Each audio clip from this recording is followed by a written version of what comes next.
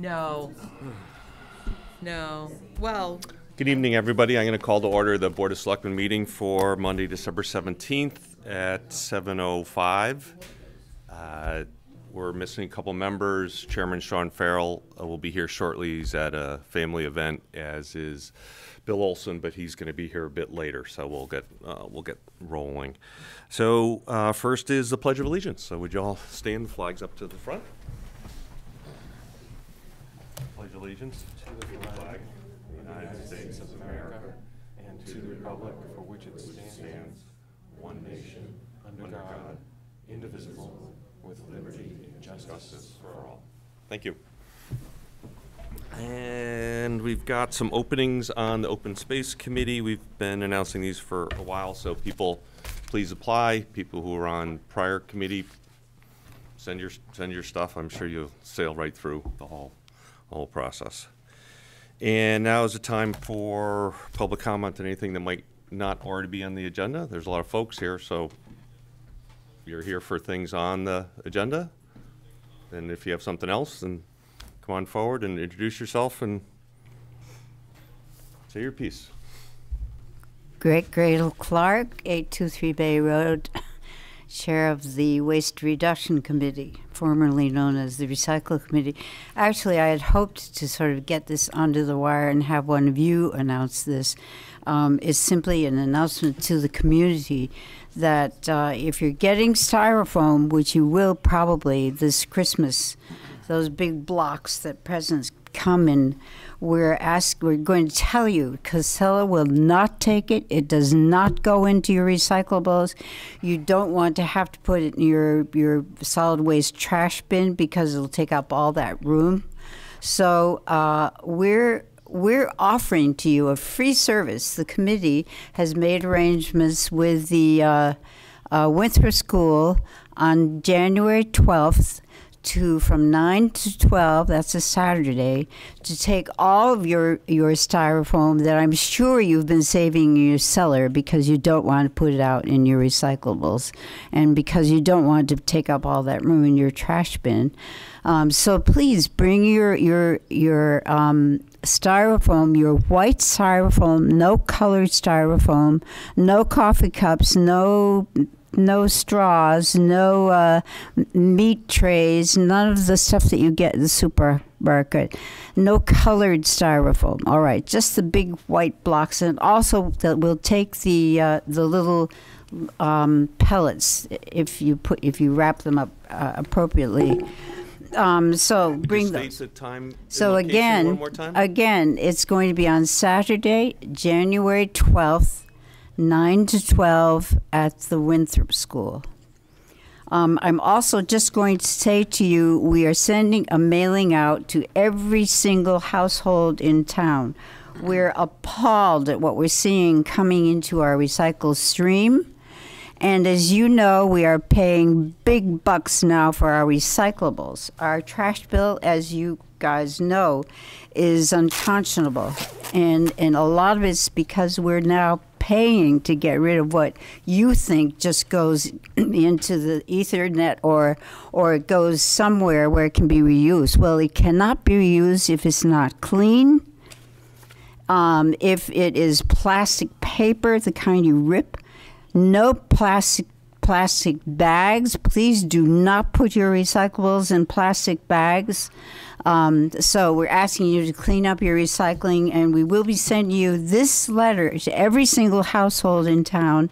It'll cost us big bucks, but we're hoping that it will answer all the questions you have. It gives you hot links to every question you might have that we haven't answered, where you can find all the details. And thanks for giving me the time to tell people about this. Thanks for what you're doing, Gretel. Appreciate it. So our chairman's arrived, Sean Farrell, so I'll turn over the reins to him. Sean, we've been through the announcements and the public comment period. All right, perfect. So we've got Selectmen and Town Manager reports. Why don't we start right down there with you, Jeff, if you've got anything to share. Sure, a few things actually. First of all, and Scott, you were there, Sean, you were there, Joe, you were there. First of all, I just want to acknowledge that the Wreaths Across America program on Saturday at 12 noon was really a wonderful community event. There were over 100 people there that placed wreaths on veterans' graves, over 700 veterans' graves at the Hamilton Cemetery alone. So it was a way to remember those who served us. It was a very nice ceremony. Sean spoke. So I just also wanted to thank the American Legion once again for doing a lot of the behind-the-scenes work and making sure everything came together. Let's see, the Gordon Conwell Theological Seminary Committee met today, as a matter of fact. Still kind of in fact-finding mode, if you will. We have a couple little kind of things we're trying to work around. One is the seminary has a new president. That president starts in April, so that kind of makes things kind of difficult to try to move things along without having the new leadership in place. But the committee is moving along, and Joe, you probably expand more upon it. You spoke with them, but there is kind of going to be a complementary committee at Gordon Conwell to the committee that we have here, so that we can interact more and have more communication going, kind of thing. So that was that. Then finally, kind of the more interesting, and one thing I bring to this board, and I wanted to bring up to also add as a potential agenda item, is that the Town Hall Building Committee has met, and things are moving along really well. The architect has been chosen. The architect has already been in and has met with all the employees, learning about how the space is used, what the existing conditions are, and what would be the nice to have kind of things, what are standards out there. So that all those wheels are moving, which is fantastic fantastic news. The hope is to be able to go to spring town meeting with some more, concrete and firm kind of dates on what's going on with town hall. But I think one of the most important questions we have comes at the front end of this project, which is what do we do? What is the best use of this building, where we have, for those of you who haven't been upstairs in this building, there's just this absolutely beautiful, what they called an assembly hall. And it has this beautiful cathedral ceiling with a stage. There's a viewing area. The staircase here, if you notice, is built on the side of the building, so people could come in from the public and go up into the assembly room. When this building was built, it was really everything Hamilton needed, including this room, which was a classroom. So it was the school, and then it had that assembly hall. So all that being said, I think one of the things we need to figure out is, as a community moving forward, right now that space is being used essentially as office space, which has worked, hardly, but it's worked till now. So now that we have an opportunity to fix things, do we want to continue to utilize it as office space, and therefore that would mean the architects would take their designs in one direction, or do we value that assembly space? Do we need it? And if so, if we feel like we do, then the design and so forth would take another path, obviously.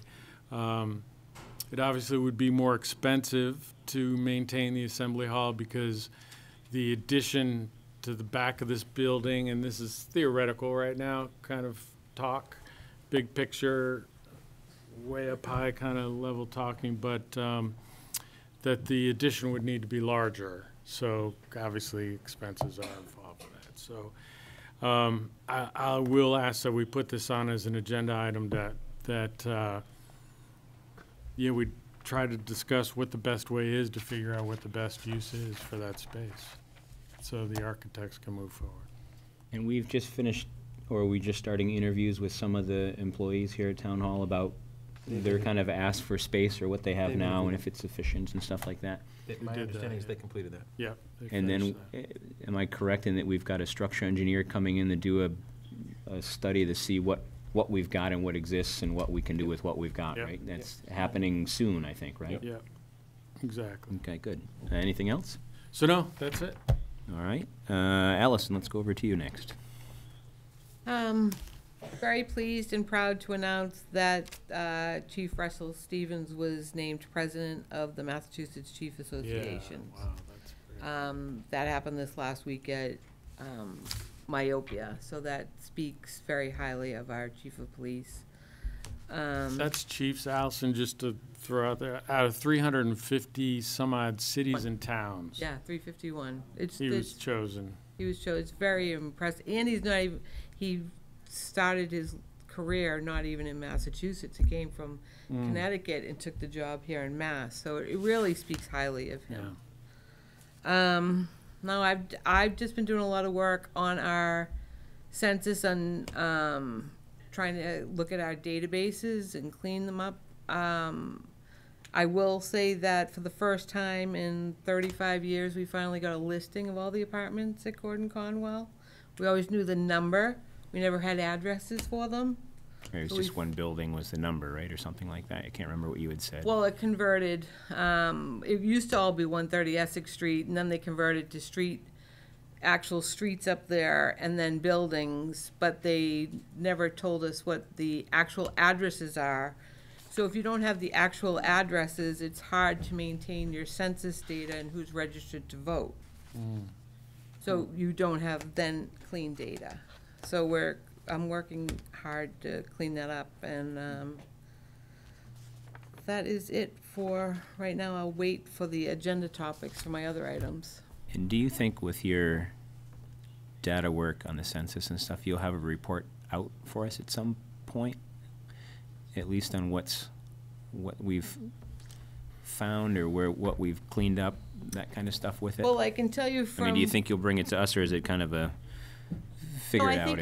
I think you should know, and the residents should know. So we've always run reports called a household report to get our number of households. But when I looked at that report, I said, that doesn't make any sense. It's my household has 5 householders. I guess head of household, which is a term the town of Hamilton uses often, has been not in existence across the country. Since the 80s, it was found to be, it was found to be offensive to many, so they now call you a householder, no more head of household. But we didn't abolish it. But our reporting for head of householders, we were counting anyone who checked off they were a head of household. So if my son checked off he was the head of household, and I did, and my husband, we had 3 households. So I spoke to the state and other clerks and said, well, what do you use? And it was, you were supposed to use this street extract report. So I got the street extract report from the town clerk's office. And there was some confusion on how it was used, so we set up thousands of fictitious addresses. So that has led, that I am now working with the state and the town clerk to remove all of those. So for the first time for the town of Hamilton, you'll be able to run a census report and actually get the number of households you have in the town.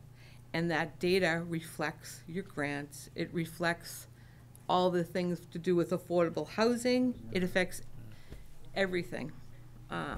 So hopefully, yeah. Good. Get it clean. Scott? Are you two going to talk about the induction service for? I'll let you do it. All right, I don't want to steal your thunder. Chairman Farrell and our town manager both spoke at this service. There were over 150 people from around the state that were there. Police chiefs, state police folks.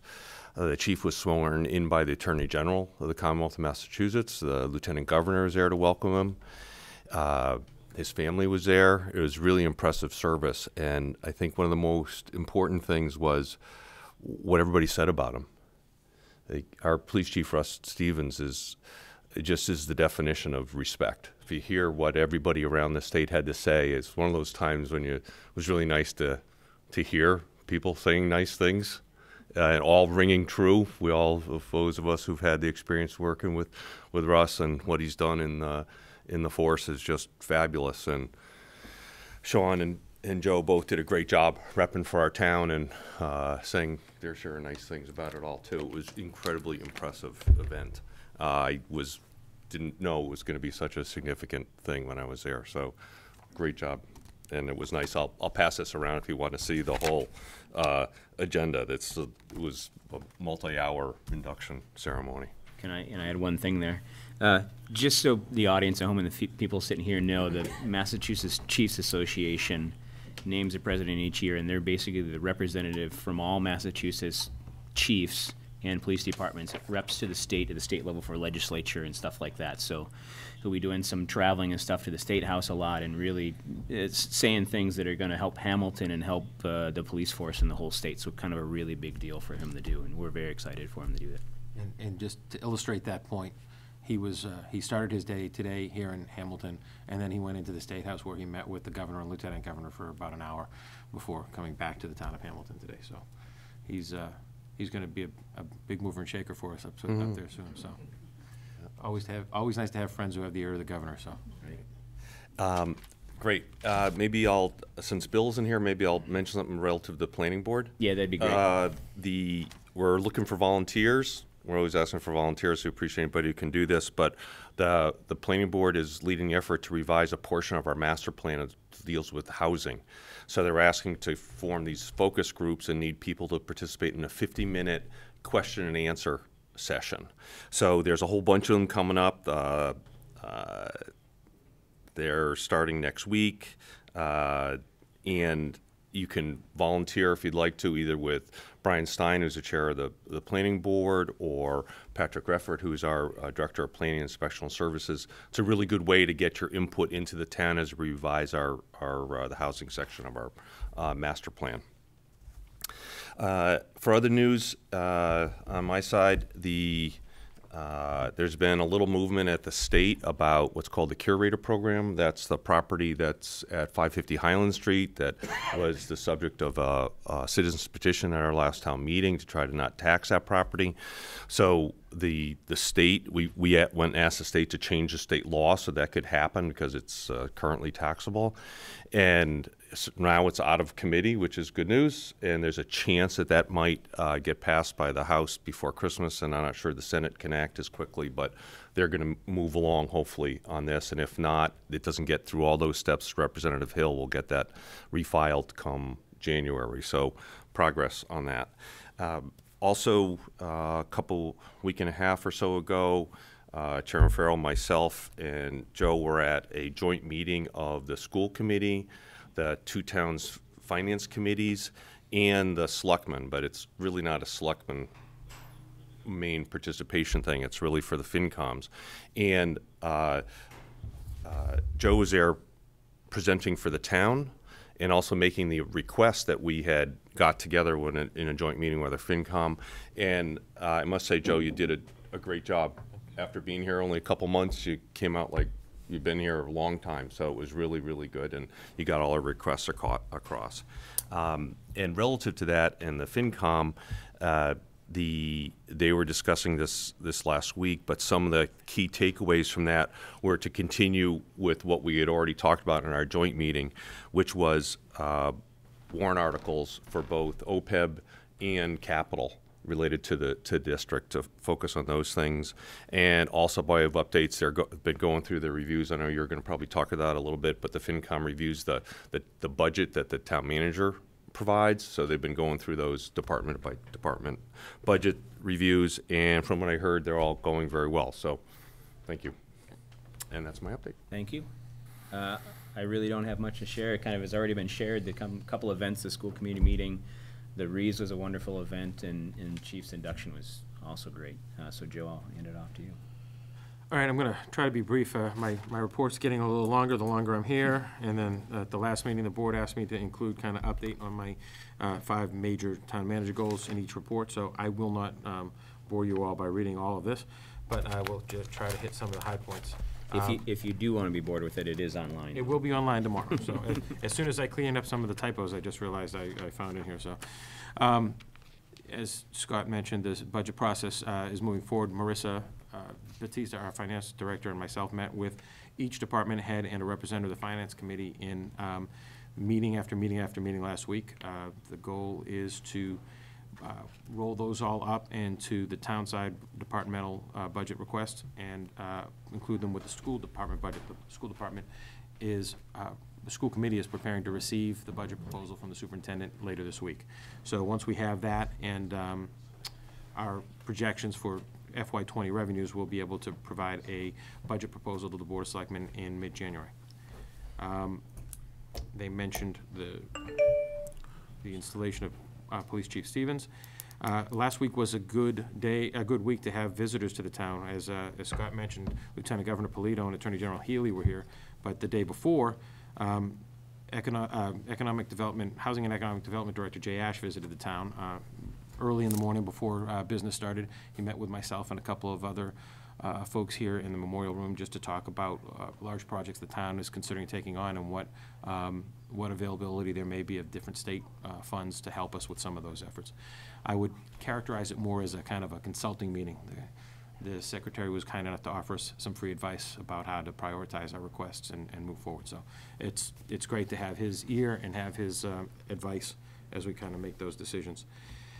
On a personal note, I want to let everybody know that I will be away from town from Christmas through the New Year holiday. My wife and I have been planning a family trip since last year at this time, so it was tough to change it once I got offered the job, and I can't tell you where we're going because my kids don't know yet, so we can check in later. Under town manager goals, the self-sufficiency of the Patton homestead. A screening committee completed initial interviews of 5 candidates for the Patton director position last week and put forward 2 finalist names. It appears that one of those finalists may have withdrawn. She submitted an email to me this morning suggesting that she was going to withdraw, but I have convinced her to talk to me by phone tomorrow, and we'll see if I can get her to stay in the pool. And I will be interviewing hopefully 2 candidates on Wednesday, and I hope to be able to offer the job to somebody before Christmas. Financial policies and stabilization funds. This is a little bit of an ongoing topic. That, as you know, the board adopted financial policies and stabilization funds. They've also asked the state to provide us with a template for a revamped and improved budget document that would make it easier for the community to understand what it was we were asking. And the state is busy, I guess. They haven't got back to us lately with that, even though Marissa has reached out to them again repeatedly. So we're going to go forward with the budget document that we have for this year, but plan to amend that and be ready for the FY21 budget with or without the state's help. Chabaco Road well exploration in Manchester. This is a project that involves a couple of different moving parts. Tim Olson and I have had initial conversations with an engineering company. We know that the folks out on Chabaco Road are interested in having the road paved. We also understand from talking to the folks in Manchester that they have interest in letting us tie into their water plant, which may help us with kind of some water security issues that we have. So we've got a lot more talking to do. If we go forward with this, this will be a very large, expensive project, but this was one of the projects we talked to the Secretary about, and it's something that for the future of Hamilton would be a good thing to continue to look at. So I have another meeting scheduled with engineers tomorrow morning to just start to scope out what the steps would be to try to move this thing forward. So Jeff ably spoke to town hall renovations, and on the master plan and housing front, as Scott noted, the planning board is initiating public outreach efforts to talk about updating the housing portion of the town's master plan, which is now outdated. And we have also put in a request to the Metropolitan Area Planning Council to have them help us finish updating our open space and recreation plan. I have a meeting in town at MAPC tomorrow to talk about the open space and rec plan and other elements of the master plan. I'm hoping to get their assistance in that. There may be some need for the town to invest some money in that, but I'm hoping that using MAPC can help us drive the cost of that down. I've used them successfully in other projects in other places, so. And that's the high points. The rest of it will be on the website tomorrow. Perfect, thank you, Joe. All right, at this point, we move on to our consent agenda. We have approved minutes from the Board of Selectmen meeting November 19th and the joint meeting with the Finance and Advisory Committee on November 19th, 2018. I'll entertain a motion to. So moved. All right. Second? All those in favor? Aye. Aye. Perfect. All right, and now on to the agenda. And I just want to note that if anyone wishes to speak to any item on the agenda, just come to the podium, state your name and your address, and you can speak to any of the items on the agenda if you wish to. Up first, we have recognition of the Little League for their donation of the bleachers at Patton Park. We have Lou here today. Hi, Lou. Come on up. Right up to the podium, my friend. I'll put you in the hot seat.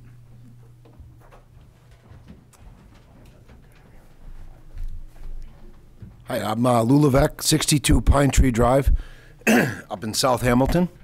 I don't know if you can say up in South, but so this year is my first year as the president of the Little League. I've served as a board member now for 1 full year and as a coach for going on my 5th. And you've got a little baseball background, right, Lou?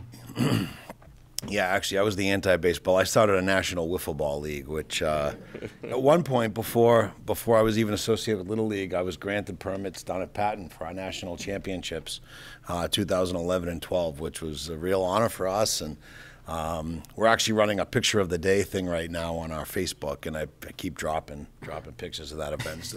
We've been from here to Vegas and all in between, and the 2 at Patton were my favorite national championships. We had the first year, I think, 600-700 kids, and there were wiffle ball players signing autographs, which was, my guys still, they owe me for that one.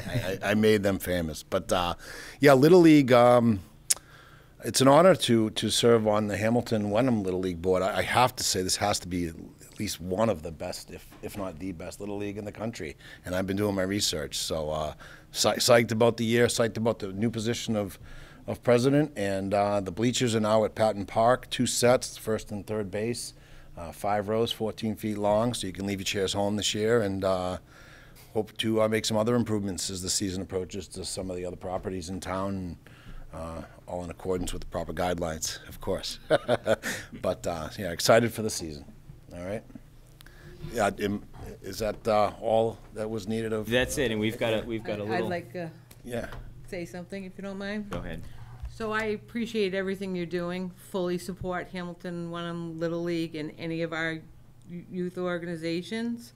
I'm a little confused as a selectman to see this on the agenda because, one, I don't get the agenda until Friday afternoon, so I never know what's coming for Mondays. But the selectmen were clearly told the process that they had to follow in order to build on town land.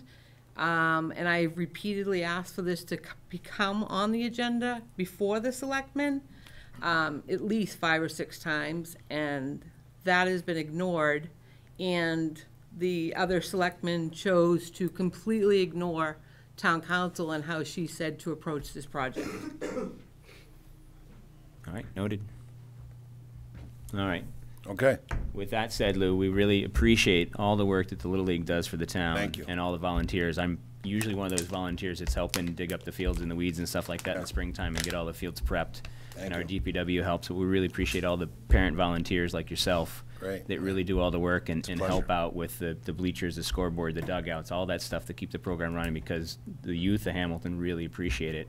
And it really, really helps build character in these kids. Yeah, well, So thank we've you. got a little citation here for you in the Little League. Oh, wow. You can come up and you can take it. And basically, it's just saying, we appreciate all the efforts from the Little League, so you can take that back to the Thank you board. very much. Thank you, Lou. Really great. Appreciate it. Thank you very much. Nice to meet you, Lou. Thank you. Thank you, Lou. Appreciate it. Thank you. All right. We'll make Little League great again. Thanks, everybody. Take care. All right, our next, I'm going to go and do the website now, if that's all right. All right, take care. Thank you. our next item is the Patton Ridge trash pickup. Residents should be here, and we'll talk about it, discuss, and vote. If anybody wants to come up and speak a little bit to it, and then we'll have Joe give us our end of it, and we'll discuss. My name is Barb Hesmovich. I live at 3 Patton Ridge, and I'm representing the Patton Ridge Condominium Association. I'm the president of the association. Chairman Farrell, I'd like to thank you and the rest of the board members, as well as Joe Demilowitz, for agreeing to discuss the issue here with respect to picking up trash at Patton Ridge. Patton Ridge is a 55-plus community consisting of 12 homes. We have 10 that are detached and 2 that are attached. The neighborhood is accessed by a single cul-de-sac road intersecting Asbury Street, with each home having its own driveway. Patton Ridge looks like any other development except that it isn't. We pay for our own streetlights, snow plowing, and trash pickup. This evening, we are here to talk trash. So why does Patton Ridge pay for its own trash pickup? The answer is not entirely clear. Is it because the homes in Patton Ridge are on a private road? On November 6, 2014, the Hamilton Winter Chronicle ran a story called "Plowing is a Slippery Slope for Hamilton Officials." The article stated that Hamilton has about 123 public ways and over 64 private ways. Approximately 20 of these private ways are in Asbury Grove. Using that information, we looked to see if the streets in Asbury Grove are on the list of approved streets that the town has for trash collection, and determined that they are. This was also confirmed by reviewing the Asbury Grove website. Without having a complete list of the private ways in the town, we cannot confirm if all other private ways are receiving trash collection.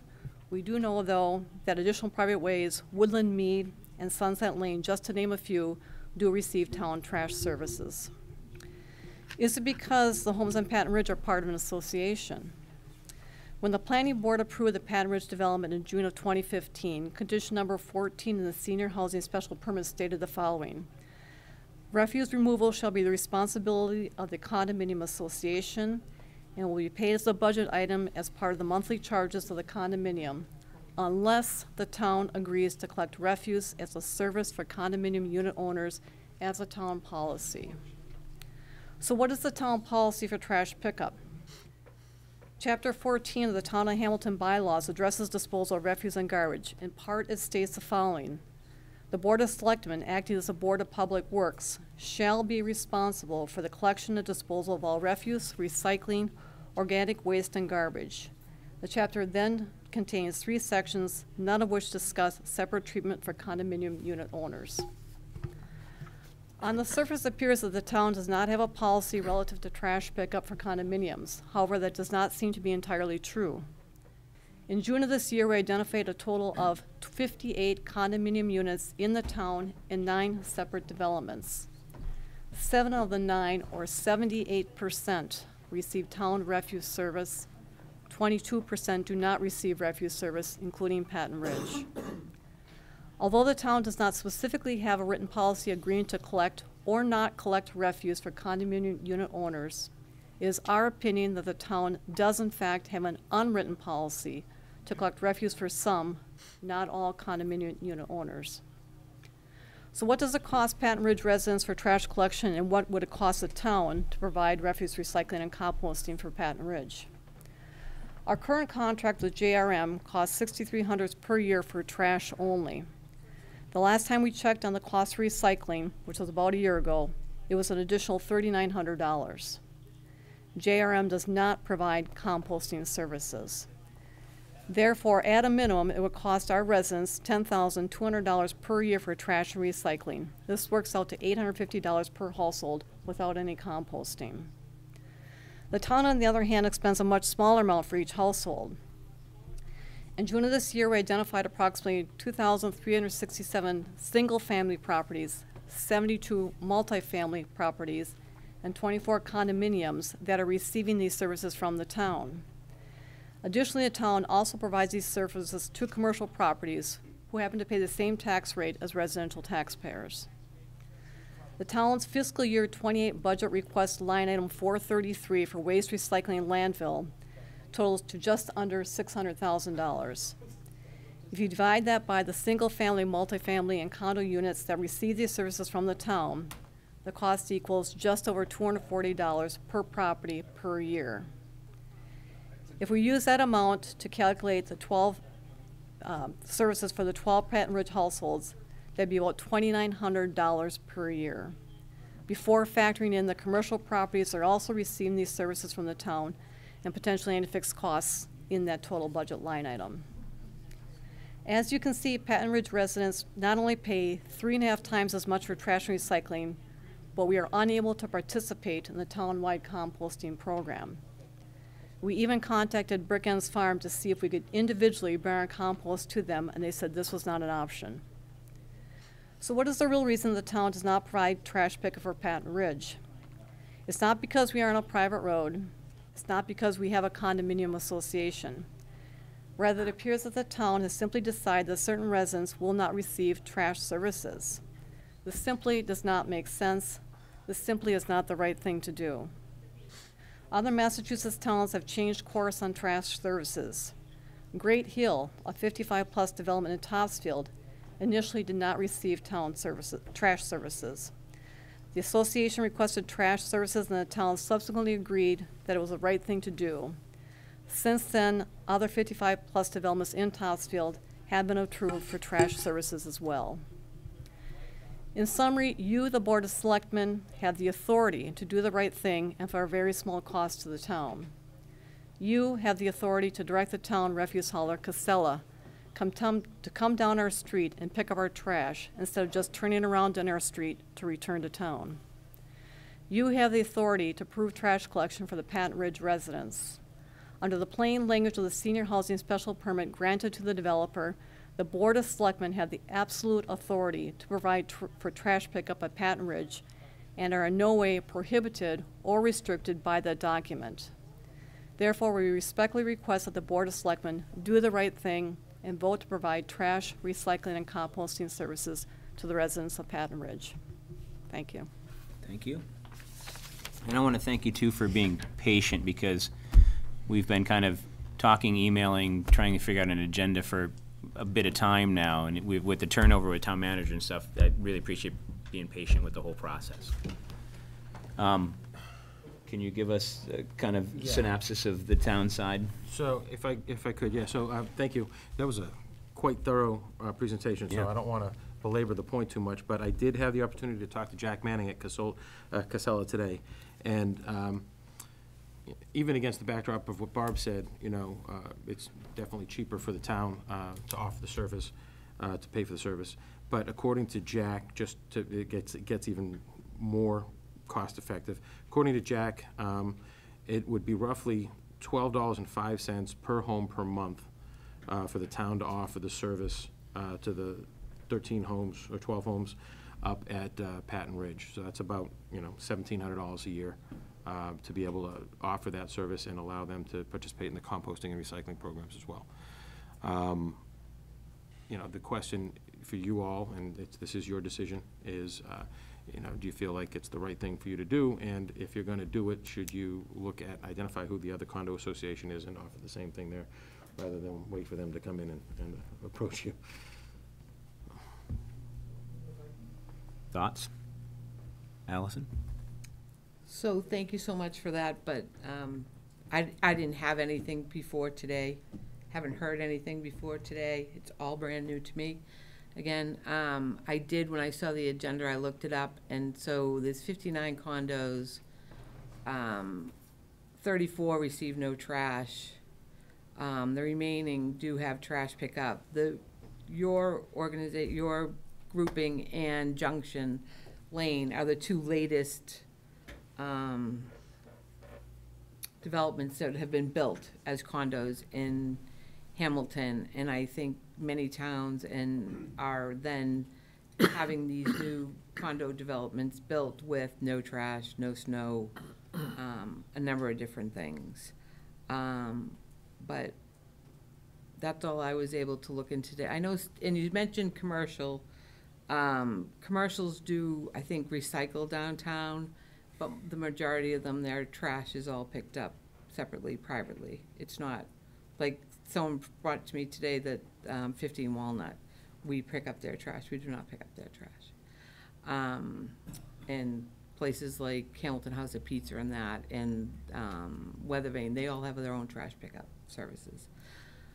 But that's all the information I have today. I get you've been working on it. I haven't seen anything until today, so. Fair enough. Jeff, any thoughts? Well, yeah, I mean, I was here. I mean, thank you very much. That was very thorough, very eloquently stated. But as you know, Hamilton went through a process for your community to be developed, and it was controversial at the time. And I remember as a selectman, one of the selling points from the very get-go to people who had concerns about Patton Ridge was that it was going to have very little, if any, cost at all on the community, including trash removal, snow removal, lighting, any of those type of private road.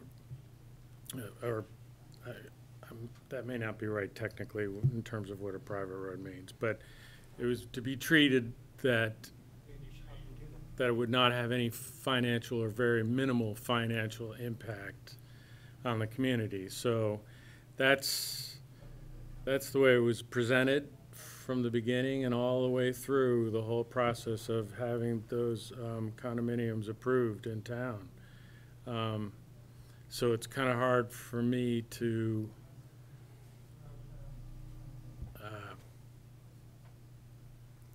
appreciate changing that, I guess, at this point. Yeah, I mean, I kind of see what you're saying with I mean, I was at the planning board meetings through the whole kind of process with the Ridge, and part of it was that they were responsible for their own trash pickup and plowing and the like in the condo docks anyway, or at least in the agreement, the special permit. All right. Scott, thoughts? Appreciate you coming forward and being thorough about it like everyone else has said. I have a question though. Gretel's here, the recycling committee. Have you all ever discussed the parts of town that the town doesn't serve, and is it in the town interest to do that?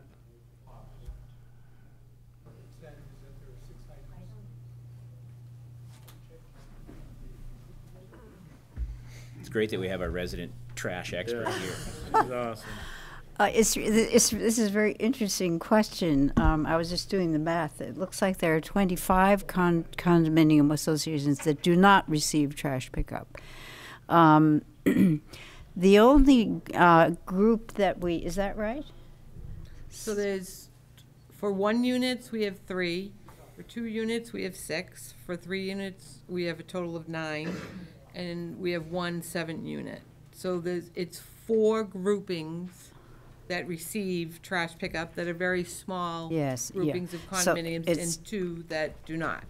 All right. So when we use the term condominium, it's relative. If we're talking about 2 households or 4, all I was going to say is the one community we did trouble ourselves about was Asbury Grove. As you may remember, there was a huge roll-off, I guess you'd call it, up on the corner of Asbury Grove and Highland as it came around. And quite honestly, all the neighborhoods around came and dumped their trash in that roll-off or that dumpster. And we convinced the electric company to raise their wires, and I won't tell you how many months it took me to get them to do it, but so that we didn't have to figure out mathematically how to charge those households in Asbury Grove. But I'm not sure, is that considered a condominium? No. It's just a small community, but it was acting like one. And we tried very hard to separate it so that each household was responsible for its own trash. But yeah, I think we have to be honest with ourselves as to what the size of the quote condominium is. And I do know, my husband, having been on the planning board, I sat through those meetings too, and it was a hard fought battle to keep the costs down to the town. And of course the developer tends to function this way and say, yes, we'll ask the residents to pay for their own trash. But I have no opinion on this particular issue. Thank you. Well, I guess my general opinion is it's good for the town to be able to pick up trash and recycling and help process it. So we ought to try to do that for everybody. But if there's particular circumstances where people had already agreed that wasn't the circumstance, I think it's hard for us to wave a wand and change that. Making a case at town meeting, I think, is maybe a possibility. Like, is there an interest of the town, which, you know, I personally, I think would make sense, of we should cover all the town interests, because we want to get trash collected, recycled as best as possible. Despite all the problems that exist with it, it's here, and we got to deal with it. But so maybe a possibility is, well, what's the gap of the town that isn't picked up, and then ask town meeting if they So- want to do this.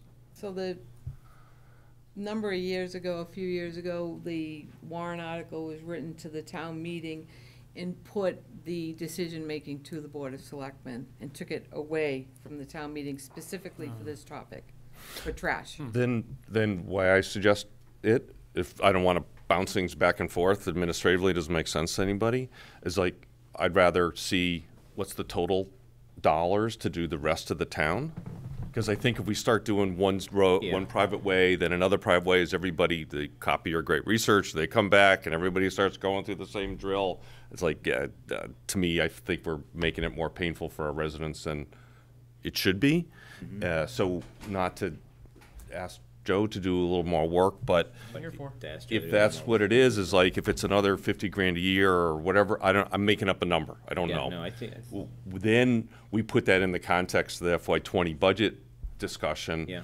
and also make sure we keep Patton Ridge or whatever residents groups we can in touch with how those budget discussions are going forward, so that we go, well, you know, what we can do, because there are.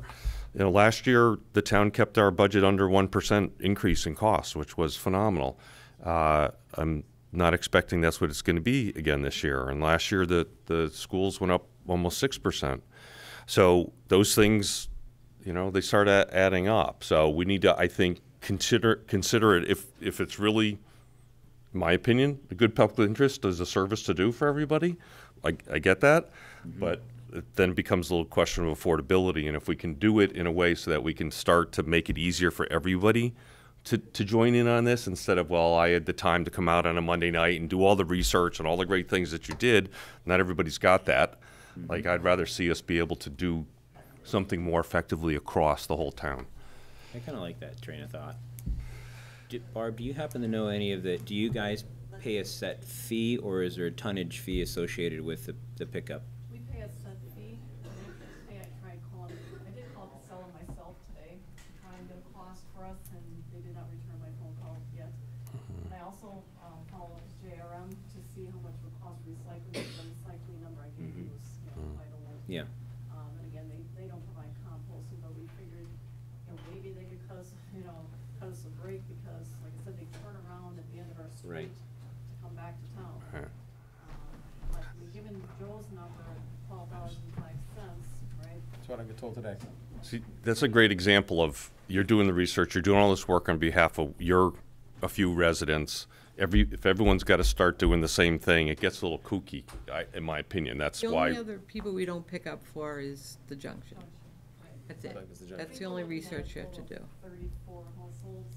Correct. 34, yeah, I agree. 12 and 22. Yeah.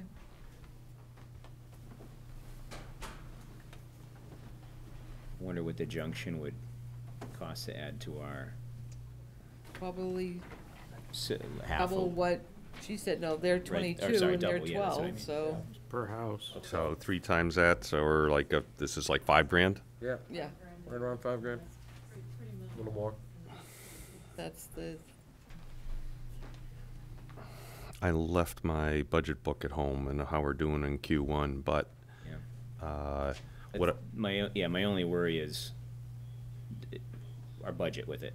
Even though it's a small number, we're real tight, and I'm a little hesitant to say yes tonight on it until I really know what we've got. so we can't Plus, say it's yes tonight? we have a policy procedure that we follow, that you would write the policy first, then you have your readings, and you follow a process. I would also state that, yes, it's $5,000, but to me, that's not the question at hand. The question at hand is, do we support what the planning board is putting into these new developments that we're building and Canterbrook is building? Right. Or do we support what you're saying and saying, you know what, every household should be looked at the same, treated the same?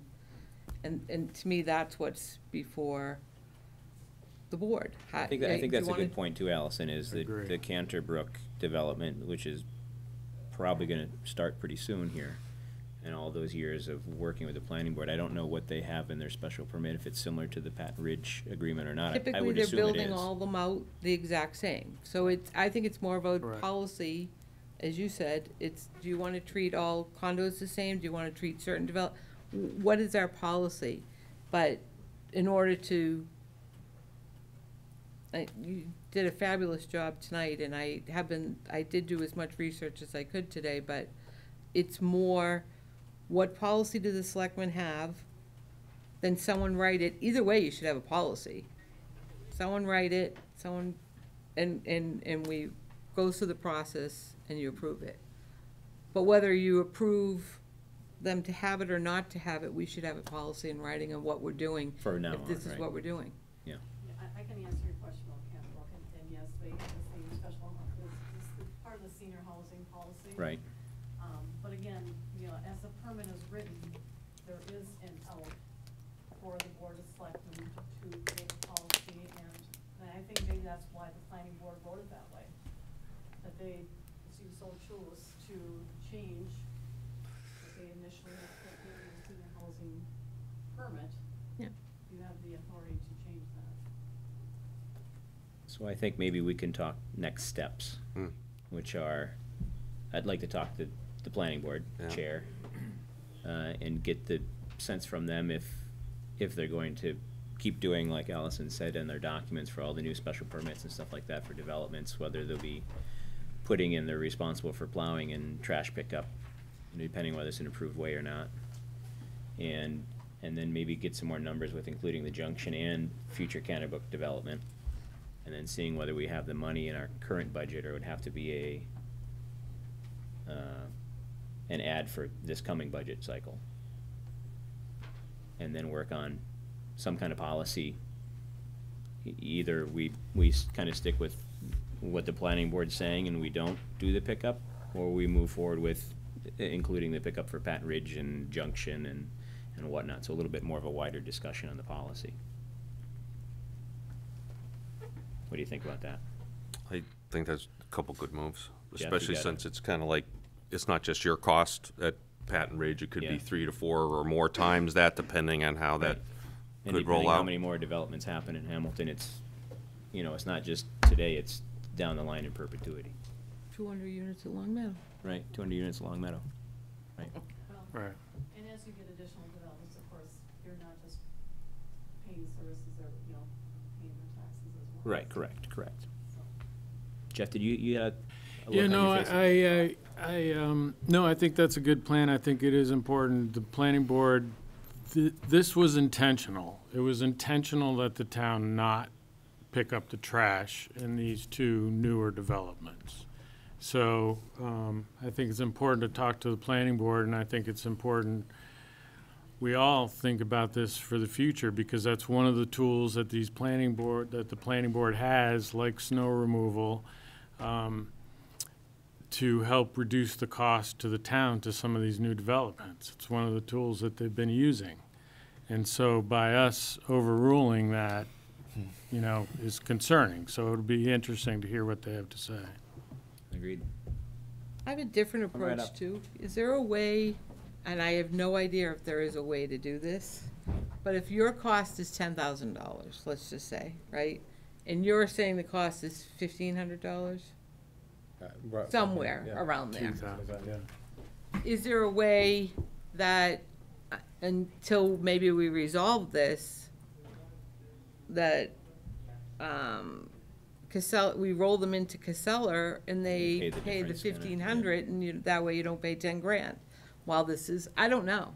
And that may not even be something that interests you, but it's a somewhat of a It's a solution. stopgap, Compromise, kind of. And it gets you into a more reasonable number. I like that thought, because I think it's costing you exponentially more than it's costing the town.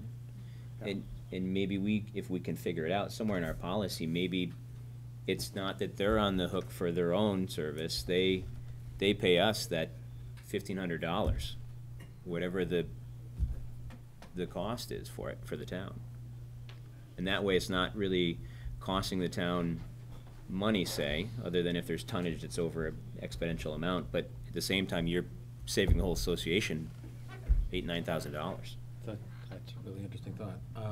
Maybe there's some It's kind of gonna- a it's meet in the gonna- middle. Yeah, it's gonna, I'll have to look into see. The what we contract. can do as far, well, I don't know if it'll be if the contract will be affected by it, or if it's just a matter of us determining the An process for agreement. charging assessment. Because all, on our end, the amendment of the contract is just gonna be to add that street into the other Right. streets that they collect. Right. So, once Casella knows that, they'll adjust the rate based on the number of new homes that are added, and that will be off and running. Mhm. But to figure out how we charge that assessment under what, I'll have to check that. Have to find out how we can, if we can do that. Yeah. Did you catch that, Scott? So Allison was just saying that it would cost us about $1,500 to add them onto the route, Yeah, right. right? And so it's costing them currently about $10,000, we'll say. And Allison had a suggestion that maybe they pay the $1,500 of the additional cost of the town, and then that way they're not paying that exponential fee. It's kind of a meet in the middle compromise, so it's not increasing costs of the town per se. And we still respect the planning board Right. intention of what they're Right, trying to not costing accomplish. anything for the town. Is that something you could bring Is back that to your something that you think you association? can bring back to your association once we kind of start talking about it a little bit more with policy and stuff Yeah, like I mean, that? we certainly can, discuss that. I do know that we are, kind of locked into our contract with JRM. Right. So I'm not sure, How that would Right. roll out, right? Right, and so that may be a matter of finding out when that, When the contract is up and you're, right, and, you do what you're proposing, and if that's just, a stopgate measure, so we can continue the discussion. mm-hmm. Gradle, did you have a? Just a comment, the Casella will not be driving one more foot further because they turn around. and Right, they drive- park there. I see them when I drive by Right. sometimes. Exactly, and if the residents could be asked to bring their barrels out to Asbury Street, that would mitigate the issue. Well, they're still gonna charge per household. Yeah, Pardon? they're still gonna charge it. Per household. Right, they just drive up and The point is that turn they're, around. if they're turning around. Right. Whatever, but it's not, I was just saying, they're not driving to a place to pick up the trash. Yeah, they're already there. They're already there for the They're most part, already yeah. All right, any other discussion? Anything anybody wants to add out there? That was the suggestion I was gonna make. It's a good one. Great minds think Great alike. minds think alike. All right, so I think we've got our next steps for that. Thank you very much for coming, everyone, with the Patton Ridge. Appreciate it, and we'll get back in touch with you, Barb, and we'll circle back with you. Perfect. Perfect. Thanks, Barb. All right, and are we gonna table the Thank you next for one? coming out. Yes. Okay. Yes. Our next item is the vacant and dilapidated buildings, a discussion based on the house at 86 Meyer Road. We're going to table that tonight because a handful of the residents that were going to come to speak to it, there's some confusion on the date and stuff like that, so we're going to table that to the next meeting, unless there's anybody here that wants to speak to it tonight that did show up. Okay. Item number 4, road acceptance bylaw change for warrant article in discussion. Anybody want to tee this one up? Joe? Yeah, so, I think this is kind of, I think we intentionally planned this to be here at the same time as the trash collection, right? Kind of some of these things as far as private ways and private roads and snow removal and trash removal. When we started to get some of these requests, we noticed upstairs that the town had a bylaw that offered a way for private ways to ask or seek that the town take them over. But the way that bylaw was written back in the 1990s, in today's dollars, put a great deal of potential cost on the town if they were to follow it. So We asked Patrick Greffett and the planning board to take a look at that bylaw and make a recommendation. The planning board determined that the bylaw as is was not a good thing for the town of Hamilton or its residents, and suggested that we just abolish it. My feeling is that once you've had something in place like this for so long, you shouldn't just abolish it, but you should provide some other mechanism to take its place. So Patrick came back to us, and you have it in your packets. I don't think we're expecting a vote tonight, but just maybe some discussion about what you want to do. He looked at a couple of other towns that have policy in converting private streets into public ways, and he found a couple that he really liked, and the one he chose to share with you is from Canton. Essentially, this provides a path forward, but it puts all of the burden of converting a private way, all the cost burden of converting a private way into a public way on the residents. And that includes things like land takings, easements, the engineering and design of the roadway, the construction of the roadway, basically saying if you want to turn your private way into a public way, bring it up to the standard that public roads have, and then the town will take over all future maintenance. But the feeling of the planning board is that it wouldn't be fair to ask the residents of the town of Hamilton to incur those costs, because essentially people on private ways own the property into the middle of their street. So there's a great deal of cost just to prepare the written documents to make it happen, and to get all the get all the residents to concur and agree that that's what they want to do.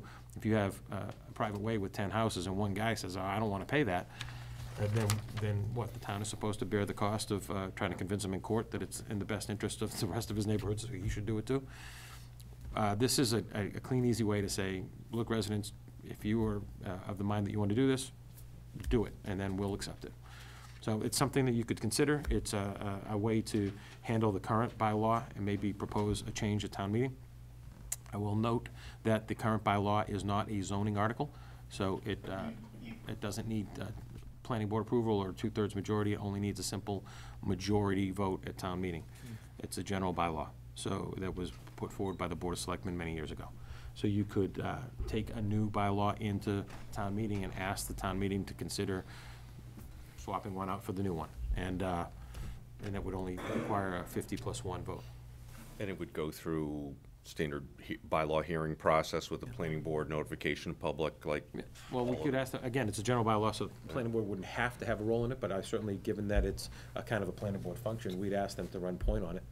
Yeah, that was one of my Are next we kind of sure it's a questions. They're more bylaw? I accustomed to thought it was a that kind of- policy.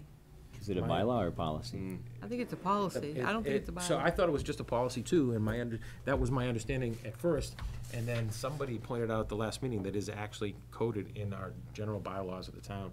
I thought And you so it had must have said been- that. I'm Actually, looking at it right think now. I it know was- I think it was- I it was found Allison. something else, but And we found it on, Fine. we found it in the town bylaws, so it will have to be changed. I did have Donna make. I think you cited it last time we were chatting about it.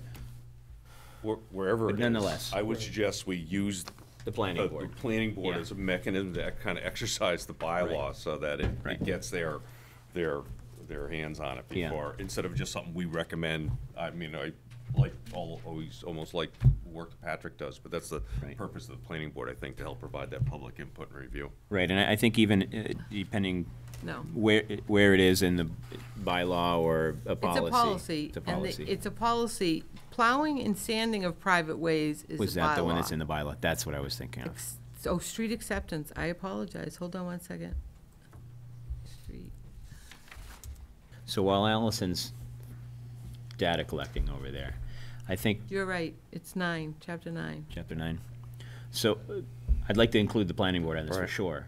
Maybe when I'm talking to Brian about the Patton Ridge pickup in Canterbrook and et cetera, I'll mention to him, and maybe we can, with some of the public hearings we'll have to have on it, we can do some kind of semi-joint meetings with them. Yeah. We can maybe figure something out and kind of kill two birds with one stone, to have the planning board and us there for at least that one agenda item, to kind of hash through it a little bit, or invite them to some of our meetings. Go ahead, Allison. So our bylaw states that street acceptance procedures be adopted and amended from time to time by the Board of Selectmen. So you don't have to go to town meeting. You have to write your policy.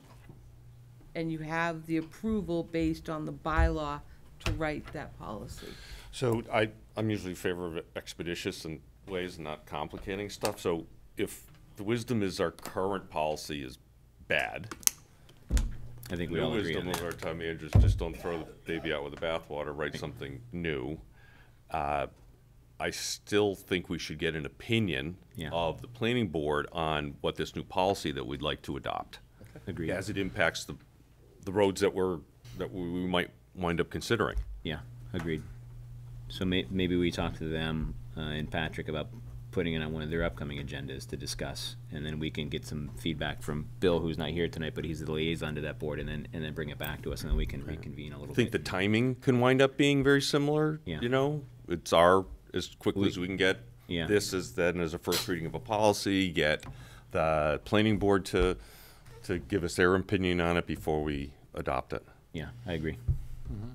So who's writing the policy that the one will come in front of us as a first reading? You are. And then to send to the planning board?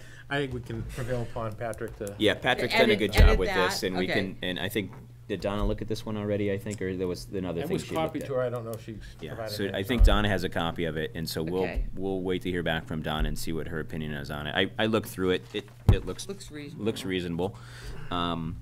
And I'm sure there'll be some tweaks in it here and there, because it's Canton and not Hamilton, but overall, it looked good to me. Replace Canton with Hamilton, right, and do a few other minor differences. And then maybe work with Patrick to make something, and then circle back with the planning board once we've got maybe something a little more robust. Yeah, I would say we do it like we do with our financial policies. Yeah. We do a first reading, we refer to another board or committee, get their input for the final adoption, just do the exact same So I'll mechanism. work with Patrick to have something in front of you for first reading, a draft in front of you for first reading sometime in January. Yeah, that's perfect. One of the 2 meetings in January, and then you can refer it out and then go from there. All right, perfect. All right, our next item is improving communication / email notifications discussion. And Joe, you can speak to that Sure. again? This is kind of one of the, this wasn't one of my major goals, but it was one of the minor things we discussed in goal setting. And just to give you a little bit of an update on it, I'm scheduled to meet with, it was recommended to me by the board that I meet with Jay Burnham to talk about the email newsletter that he sends out, and kind of, glean from him how he's done that. Understanding that I don't have enough time to do that myself either, I'm looking for ways within the existing budget to add some staff time to help with it. And I think I've got an idea. I need to do a little bit more discussion, particularly with Marissa, to make sure I don't get crosswise with my finance director. And as I said, I'm going to meet with Jay and Bob Gray tomorrow and steal as much as I can from them that they're willing to let me have, so that we can try to find a way to reach out to people. If we are successful in this, I think that the big thing, a big lift on our end is going to be involving getting people to sign up to get a weekly newsletter from the town manager. We'll be asking people on our existing communication methods to, send us your email address so that you can get our weekly. And do we still have the Code Red link on our website? We do. We ask people to sign up for Code Red for emergency notifications. I don't think that's the same thing as a weekly newsletter. Yeah. If At one people point give we us had- their information for that, I Yeah. don't want to assume that they're also willing to get what some Right. might refer to as We spam. had Allison, what was the name of it? The other thing we had, that you could sign up, it was similar to a Code Red, but not just for emergency purposes. So I could sign up and say I wanted agendas and meeting times and stuff from various boards. Well, Code Red can be segregated so that we could set up filters for the residents so they can sign up for, please remind me of water bills, please tell me when the new rec programs come out. It can be topic specific, and residents can then just opt into those specific topics that interest them. So, and that's already within our budget. It's just a matter of using Code Red effectively to delineate that. But so it's not just an emergency notification system. We could use it as a notification system and emergency notification system. right, I thought there was some mechanism for that. 'Cause So it's not hard to do. I don't know that anyone internally has mastered Code Red. No, I do know of a resource that could help you master. Right, and I know Chief has done some work with Yeah, it. no, he does and notifications and he stuff, does the but this is notifications a and stuff, but this is a little bit different side different. of the Tim pie. does as well, but I think that Allison's probably right as far as kind of putting those filters on and establishing, you know, a potential town newsletter as one of the filters. And again, I'd still feel more comfortable if we asked people, hey, do you want to get this? before Well, we that's get what this? that's No, what it this is. does. We would design it, and then we would reach out to people and say, please opt into whatever you want to opt in, or opt out to whatever you want to. Right, because the service we had before wasn't the best, but it was nice because it gave you a little thing when you signed up for it, and you could choose all the different notifications you wanted. You could just do the whole gauntlet and get notifications for everything, or you could pick certain boards and committees meetings. You could do, like you said, the water bill and stuff like that when they're due. So maybe a little research into what we can do with Code Red, and if we can find someone to help us with that. I know Chief, we switched to Code Red when Chief was here, and I think he kind of helped spearhead it with you with the different, because it was an easier cost for us and a better service, so it'd be good to take full advantage of it since we have it. I work directly with somebody who does this all day long. That's what I'm saying. If you want help to do it, I can get you help to do it. That'd be great.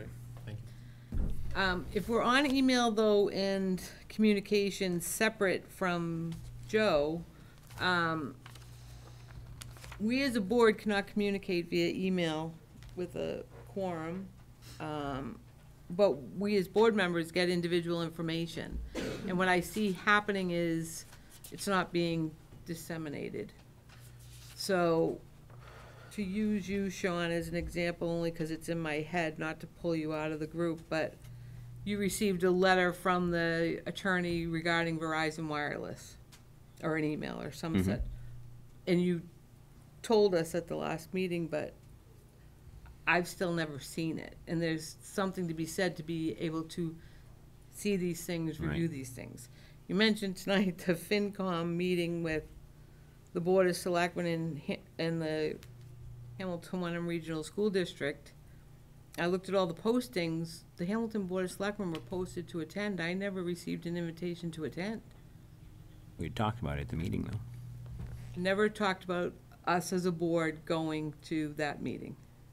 Right, we posted it because we weren't sure if there would be 3 or more people there, so it wasn't really truly a meeting, Well, but if we we're just wanted to be posted as a sure that. meeting, I'd like to be invited, or know that I'm being invited to that meeting. This is what I'm, and even for our Monday meetings, I know it's difficult, we're all busy, we're all working hard, but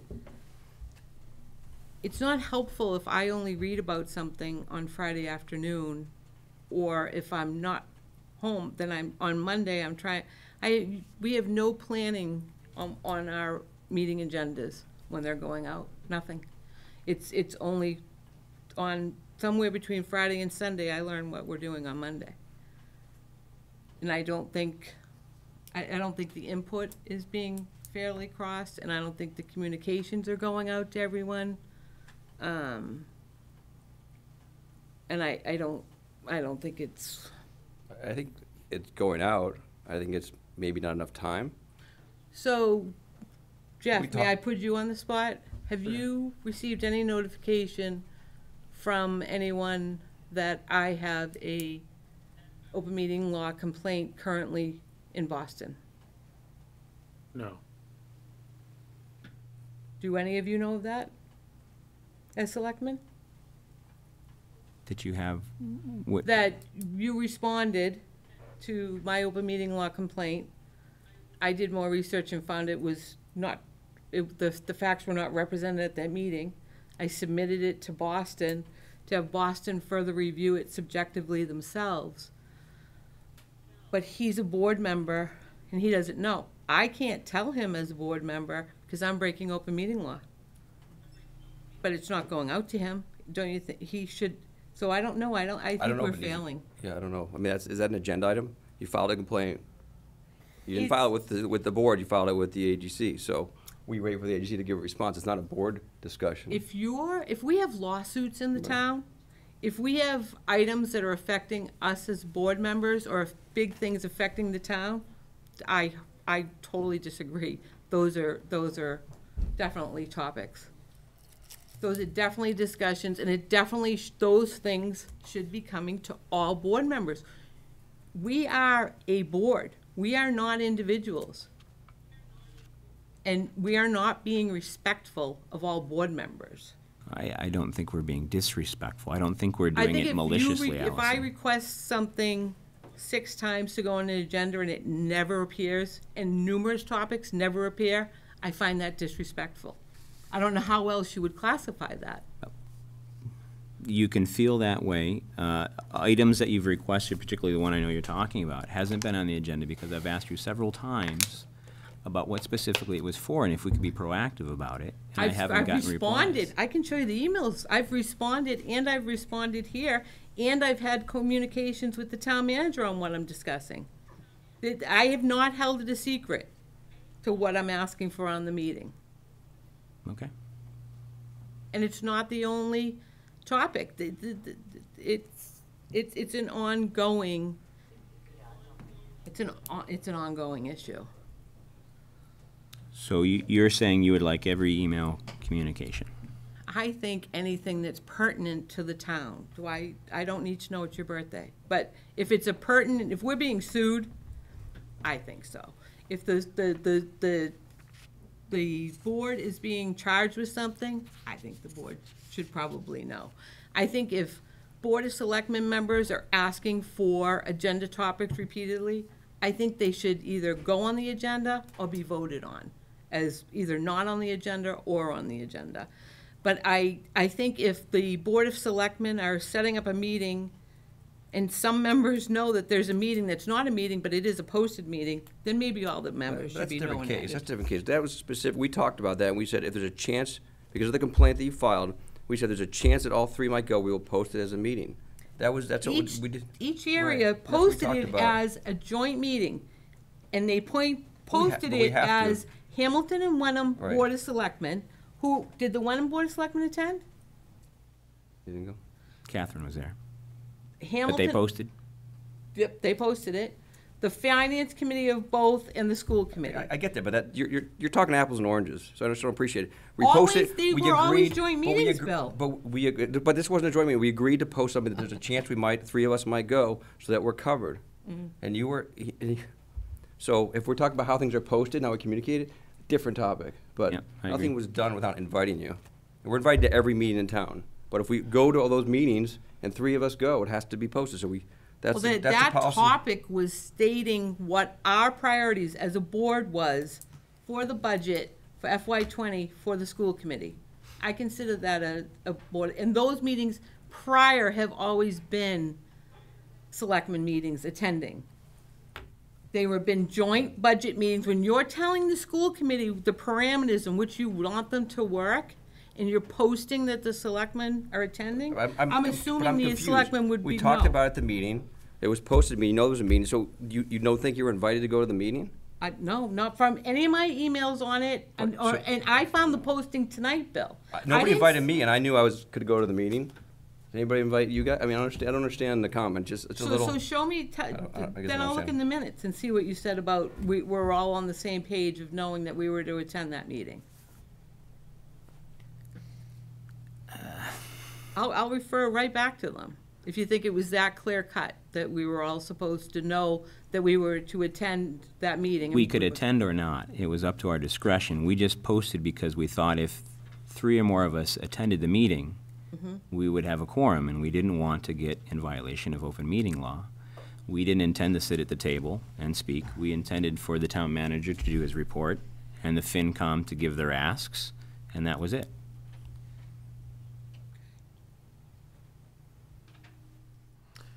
Back to increased communication. We'll look at Code Red, see what kind of options we have with that. I think the town manager report has been great in getting that posted online for the public to see. I think that's been key. We started that with Michael kind of in the tail end of his tenure here. I think that was very helpful for the citizens. I know a lot of people with Jay Burnham and Bob Gray posting that to their email blast that they did. It was very helpful to everyone that got it. And I think working with Jay and Bob in getting that kind of distribution list and finding out what works for them, because I think they're sending it out to like 900 people or so, which is a good amount of people, and then it kind of trickles out from there. And Scott's talked about it a few times, and funneling what we can back to the town website. Now that we've got a new and improved town website, I think we can improve on the website some more and make it a little more user-friendly, especially meeting minutes and stuff like that. It's still a little bit wonky with the search functions and stuff like that, and that will help with communications. Any other suggestions anyone have would be great. I think look at some of the independent actions sometimes get taken. Look at what Gretel and the recycling committee is doing and doing a mailer. That's great. The more we can do that, we have direct contact with people, like that's snail mail stuff. I think there's proven reasons why we need to have an increased email distribution. So if we can somehow sneak in via all the other communication mechanisms that everybody already gets, in a mailer or the water bill, the whatever, is to say, please give us your email so that we can provide you this other information using a technology we already have. We'll slowly build our email list. So kind of as just a persistent kind of drive so that people aren't hunting. I know for some of these agenda topics, people are here, I was reaching out to people in the village, oh, it's, it's going to be Monday night, but the agenda isn't posted yet, so as soon as it's posted, then I'll send you a link. It's very manual to try to get the citizen participation which is great when people come out here, and it's wonderful they do it. If we had that opt-in mechanism and made it easier to then communicate that stuff as a push of a button, then our jobs would be a lot easier too. Any other thoughts? We're talking about communication. I'll just reference the email chain that was started last week about signs and the temporary sign that's been taking up residence in front of the public safety building. Obviously, there are a wide range of opinions on the sign. And we've had a bunch of different people talk about the need to have a kind of a centralized place to inform the public of things. What I've tried to do behind the scenes is get, the staff members that have already been working on this to work with Patrick and some members of the public, other boards who had asked about signage, to start to prepare an agenda item for a zoning board of appeals, so that we can go back to the zoning board of appeals and ask for a more modern sign in front of the public safety building that would do the things that we're looking for, that would be permanent, more attractive, wouldn't look like you're announcing road construction. It would look like it was a good source of communication. I think Bill offered today to be a part of that as well. So at the risk of, unless you guys want to discuss it, I'd gladly accept Bill's help with that group and say that he should be your representative to the, your board selecting representative to that effort. Second. I can't make the motion, so somebody else is gonna. It's just my recommendation to you. Somebody else is gonna have to make that motion. My goal would be to have us in front of the ZBA, hopefully in either January or February, so that we can get started on a plan and get that sign erected. Now, that said, people should be aware of the fact that that sign was not intended to do what it's been doing. It was bought for emergency purposes, and we initially used it that way after we first got it in.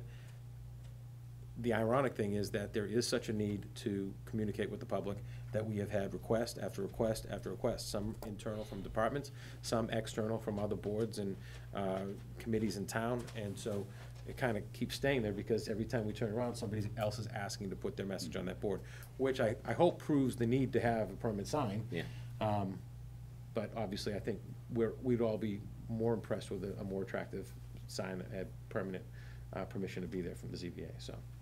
To amplify that a little bit, I was seated next to Dr. Harvey at the induction ceremony for Chief Stevens, and I let him know what the town was doing, trying to improve signs, Jeff's suggestions about the look and feel and the rail fencing and all that kind of stuff, and asked, how about if we extend this towards Winthrop? Because there's sandwich boards and sorry-looking 2x4s that are bowed and all sorts of things, trying to make it look and feel more like one kind of thing, not just there, but to the high school, especially if we can do this at low cost. Would it be something that they'd be willing to join in on? And he said yes. Okay. So the more we could extend it, Yeah. the better off we're going to be, I think. I think that's good. So let's, I will do my best to do better at email notifications, and we'll work more with Code Red.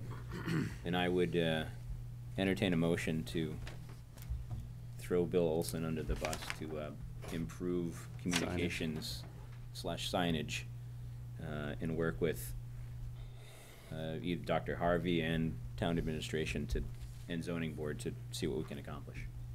So moved. Second. All right, all those in favor? Aye. All right. Next topic, and I assume why most of the room's full tonight, is the Chabaco Woods Trails. Thank you for being patient, everyone. We gotta have a discussion, and I'll send this over to Scott, because he's kind of spearheading this. Yeah, thank you, Mr. Chair, and thank everybody who's attending. I know there was a lot of communication trying to get people here. I think, I'm not sure everyone's aware, we've announced it here before, but the town was threatened with a lawsuit by the realty company that owns a little over 60 acres of property at the intersection of Chabaco Road and Essex Street. And they were also insisting that all Chabaco Woods trail maps be retrieved and destroyed. So those are no longer available also. There's an interest, like, apparently, of the owners to sell the property. This has also been the subject of an executive session of the Board of Selectmen, so we can't go into the topics that we've talked about there. But one thing that we know is that the trails that are there are right to use of our citizens. I've reinforced that several times here. We've had long-standing rights that go back decades, many decades of use of all these trails. And in Hamilton, open space is really valuable to us.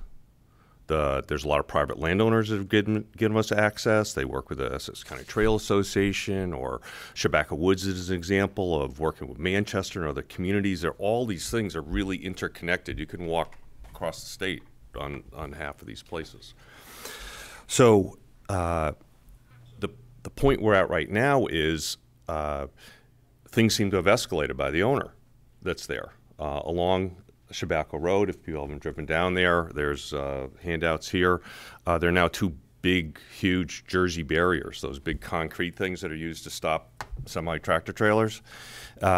Those are right off of the side of Chabaco Road, where is a turnout that a lot of people use, that people bicycle, hike, walk, have done for decades. And there's big orange signs and all sorts of things saying you can't go in there. You can go in there. It's fine. However, we've got this sort of lawsuit from the property owner. So what I would like to ask is opinions of the citizens, or help facilitate this, but in the end lead the select board towards a decision about whether we should ask our town manager to work with both Chabaco Woods Trails Association as well as the town of Manchester, because we have a common interest in ownership and all this stuff, that I think we need to fight fire with fire. Things have escalated, and I don't, God knows what the next thing is the owner's gonna do down there. So my recommendation would be that we ask the town manager to go discuss with those other organizations the possibility of entering a lawsuit to force them to change and retrieve everything that's there, make it very clear that that property is open to all of our citizens and any of the entire public. So that's what I would like us to get to. But I also would like, if we could, Mr. Chair, hear from some of the people that use the trails, how things have impacted them, how long they've used the trails, and how they enjoy them. So we get, it isn't me railing against this, it shows what our community interest is about these public trails. So if someone would like to, there's a lot of folks here, people are butters, they live near stuff, there could be all sorts of issues related to the trails, but anybody who's a user, I would love to hear from you. Yeah, please come right up to the podium, state your name and your address, and speak freely.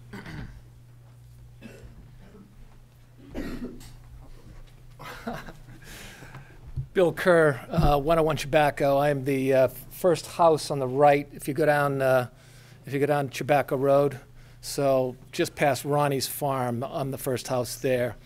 That property has been used by myself and family for multiple generations. This goes back to when Gordon Divinity School was first opened up, all those trails in there were actually called bridle paths that were put together by a guy named Prince before he sold the property to Gordon Divinity School, College and Divinity School. So all the guys from the college have been using that. I've been using that. My interest in it is to do anything we can possibly do to save that from development. That is a jewel in our neighborhood. That's a jewel to Hamilton. A lot of people come to Hamilton specifically because of the open land we have. I was absolutely outraged when they shut off that entrance. They started to put up signs. They started with snow fencing, and as soon as that snow fencing went up, I got over 200 people phoning me, texting me, sending me emails. A bunch of people who I'd never even heard of found me because they knew where I lived. Also, I happen to own Beverly Bikes, so we have a biking community that's fairly large that includes many of the other towns in the area that have been using that property continuously since I can remember.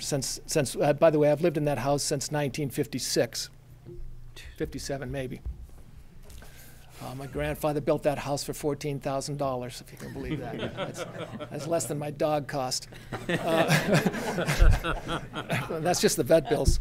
So I want to state as clearly as possible that there's a tremendous interest in saving that property, and also ask two questions. First of all, what the heck is the loss? What are they thinking of suing the town of Hamilton for? And secondly, why do we have to recall the maps? I don't understand what the recall of the maps is all about. So that's my piece said, and I'll just get off and take your answers or whatever. Thank you for your time. Thank you. The map of John Cole, 66 Tobacco Road. The map thing is that we show the trails on the map. Right. They don't want to show that there's trails through the property. Right. Even though the They're trails trying to are expunge indicated all the as evidence, private right. property. Right. They're indicated so that they threw me off the property and told me that. So that physically. So I applaud every single word that came out of your mouth. Thank you. All right. And we don't have to ask, who's supporting this, because it's a we can put massive amounts of people together. If you remember, I'm going to date myself, but 15 years ago or so, when the father tried to develop on top of the hill, and he tried to do that, and we filled the auditorium at the high school or at the middle school, I guess. That could happen again. So they've got an uphill battle, and so the more you can convey that to them, that'd be great. So I just want to really say how much I applaud what you're saying. We're directly across the street, and the access. So, we've been there for 28 years. For 28 years, I've been walking my dog there until they started posting it, and I was literally out there, and they came and threw me off the property. And that was before they put the barricades up and everything. So thank you for saying we can go back there, because we'll be back there tomorrow morning. We were asked not to do that, not to antagonize them. So we'll be back there. It is, as Bill said, it's a very special piece of land. It's unique. I've walked all the trails all around here for 25 years, and there's nothing like it. The trails down in Tobacco Woods are beautiful, but that land is unique. It's hillier. It's got water. It's got marsh. It's got more animals. There's not a day you go back there you don't see fox. You don't see coy wolves. You don't see fisher cats, pileated woodpeckers, and so forth. There's just so much more life back there than you see on the other trails. So that's great that that's open. And we can actually date, I know what Bill said, but you can actually date the trails back to the Civil War, because we can find up behind Gravelly Pond, there's the foundation of a house that was the sheep herders. And during the Civil War, because we lost cotton, right? There wasn't cotton available to weave with. And so a lot of this land was raised so that you could have sheep. And so a lot of those trails date back to the Civil War and were the paths that the sheep herders had to take care of sheep. So the trails have been around forever. And the open trail thing is universal. I mean, you can go out to Nantucket and all along the bluff, and all those very rich people along the bluff in Sconset, tried to sue to close the trails. and they were unsuccessful. Hawaii has tried for years, all the millionaires on the beach. They haven't been able to close the trails, same as in California. You can't do it. These trails are legacy to the land, and I don't think, do you know anybody who's ever won that case? What's that? It's hard to win. Yeah, so, yeah, thanks for doing that, so, you know. We got a whole lot of people that probably want to talk, so we'll let them talk. Anybody else? Come on up. Well, I'm Mo Olmsted from Hickory Lane. I'm a newbie in town. I've only been here 35 years. When I retired from GE in 2005, I decided not to go back to GE as a contractor. I'm going to get myself in good physical shape. So I started a biking group, and there's a few of us here tonight. And we've been using that property from my house over to Chabaco Road and then hit the trails from there for the last, since 2005. And we go out 4 to 5 days a week on a trail run for about an 8-mile run with every kind of challenge you can have to keep yourself in physical shape. And that would be a killer if we couldn't use that trail. And I just want to support my fellow basketball player that we need those trails open. Thanks, Mo. Thank you, Merle. Someone over here wanted to speak. Did you want to speak? Come on up.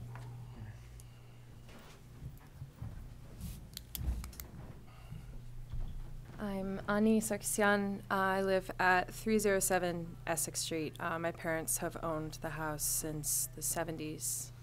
I'm not sure when exactly, but I just wanted to mention that the land in question is not just the trails. Meadowbrook Farm does not own the entirety of their fields. A good portion of it is owned by the owners of this tract of land.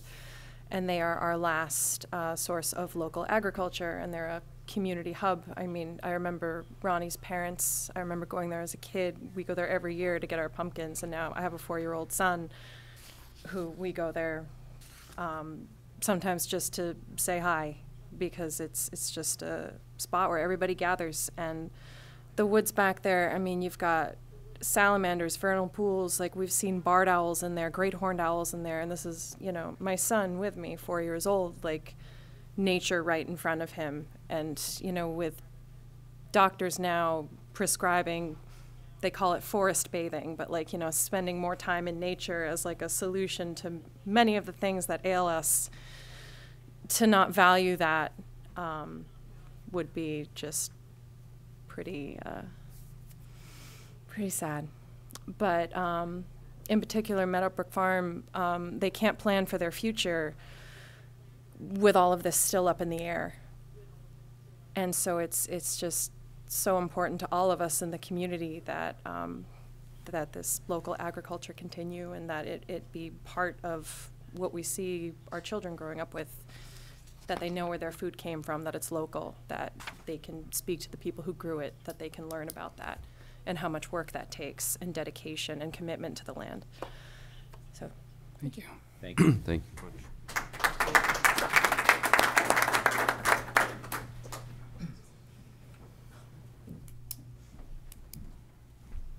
Chris Davis, 6 Partridge Berry Lane. I nearly abut the property. I'm across a narrow piece of Chabaco Woods from it, and was president of the Hamilton Wenham Open Land Trust and helped put together the deal for the Chabaco Woods. I think it's very unfortunate where things have gotten to with the landowners. We and Greenbelt had been working on a dialogue with them to try to find a conservation deal, and I think that still needs to be the end game for the town. If anything could be done to defuse the situation with the landowners. I mean, I think someone in town hall mentioned to them that there was a prescriptive easement from trail use, and that got their lawyers all excited or something. But the barriers are offensive. They prevent access to the Chabaco Woods.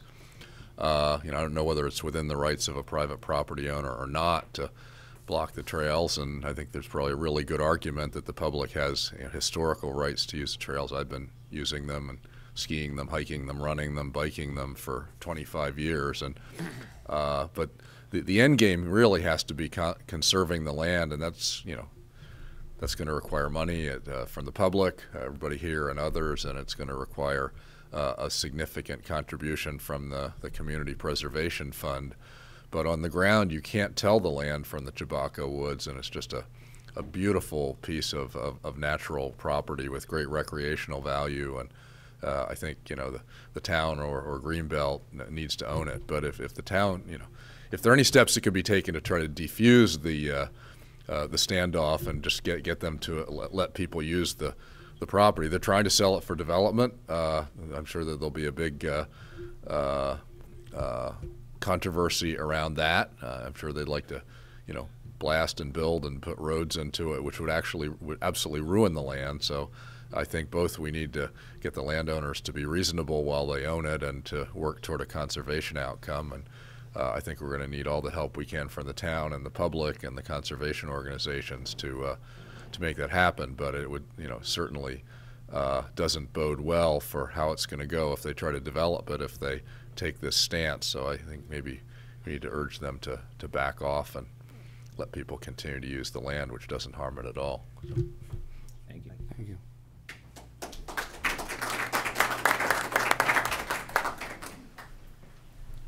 Paul Driscoll, 111 Chabaco Road. I'm a very short-term resident. My wife has been there longer, and we got married 2002. And since then, we've gone in and back, used the woods, taken our kids back out there for hikes. And I would echo that I think the end game would be to really try to get the use of the entire property, because even if we get the trails usable, that we can use them, what I'd like to know is just, so how wide is the trail? Because a lot of times you walk the trail, but you'll see other things, animals and plant life. And so sometimes you veer off the trail to look at those things. And so I guess one question I have when we say if we're going to have access to the trails, what is that definition? Is it 10 feet, 20 feet?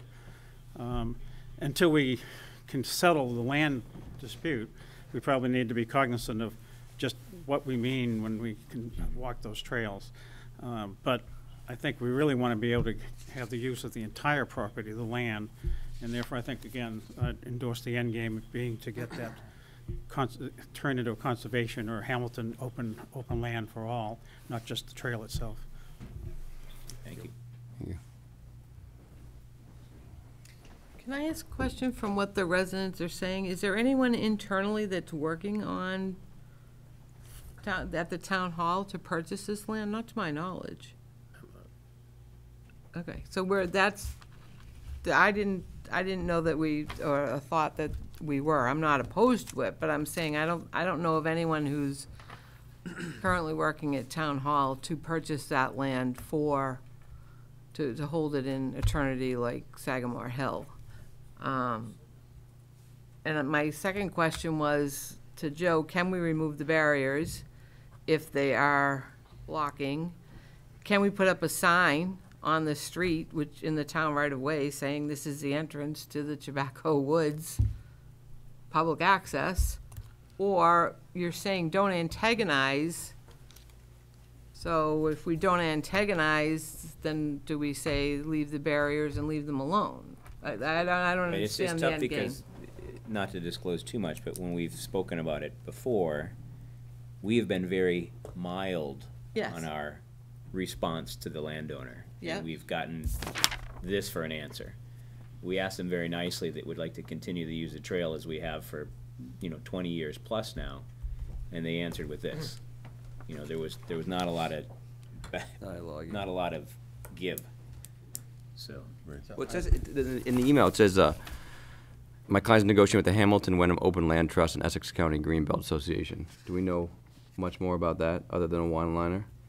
I can answer that to a certain extent. I'm Ken Whitaker. I'm not a Hamilton resident. I'm a Wenham resident, but I'm also the current president of the Hamilton Wenham Open Land Trust. Okay, great. Perfect. And I want to add some gloss to what Chris had said. First of all, my concern here, having formerly practiced law, and Chris has as well, that there's two things that are a problem when you get into a lawsuit. One is time and one is money. Right. And if you do get engaged in this, and we know how slowly things work through the Massachusetts courts, it could be 5 years before this thing gets resolved. However, there is an opportunity here, and the fact is that the land is currently up for sale. And there is an offer out there that I know of from Essex County Greenbelt Association. Now, my suggestion is, if the city wants to go forward on that, to really evaluate how much money is going to be involved in this suit and how much time is going to be involved in this suit, and maybe start thinking about how that money might be better spent, or how that time might be better spent, and take advantage of the opportunity to acquire that land. And through the good offices of the city, or the town of Hamilton, to get this dedicated group together and say, oh, what can we do to work with Greenbelt and make an offer that will be accepted and avoid all the time in court and the wasted money and the wasted time. And I think you do have a real opportunity here to attempt to diffuse the situation as well and put together a good offer that will be accepted. I think it's a terrific opportunity. You need to give some serious consideration to that. And Hamilton Wenham Open Land Trust, even though our resources are very limited, we're certainly very interested in working with you on that. Thank you.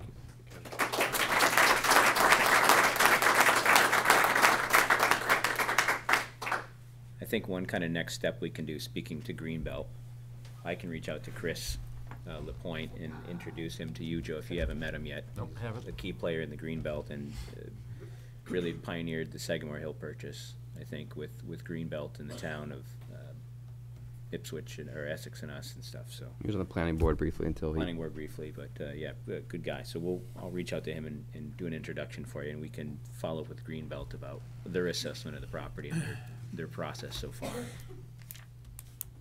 I'm glad everyone came tonight, and a lot of times we almost sit in a silo here in this room, and there's only a couple people that show up. So when people show up and give us some good feedback that we're kind of going down the right road in defending this property and our right to walk it and enjoy the land, it's really helpful to us. Plus, it also goes in the public record, as Mary Alice is diligently taking notes over there.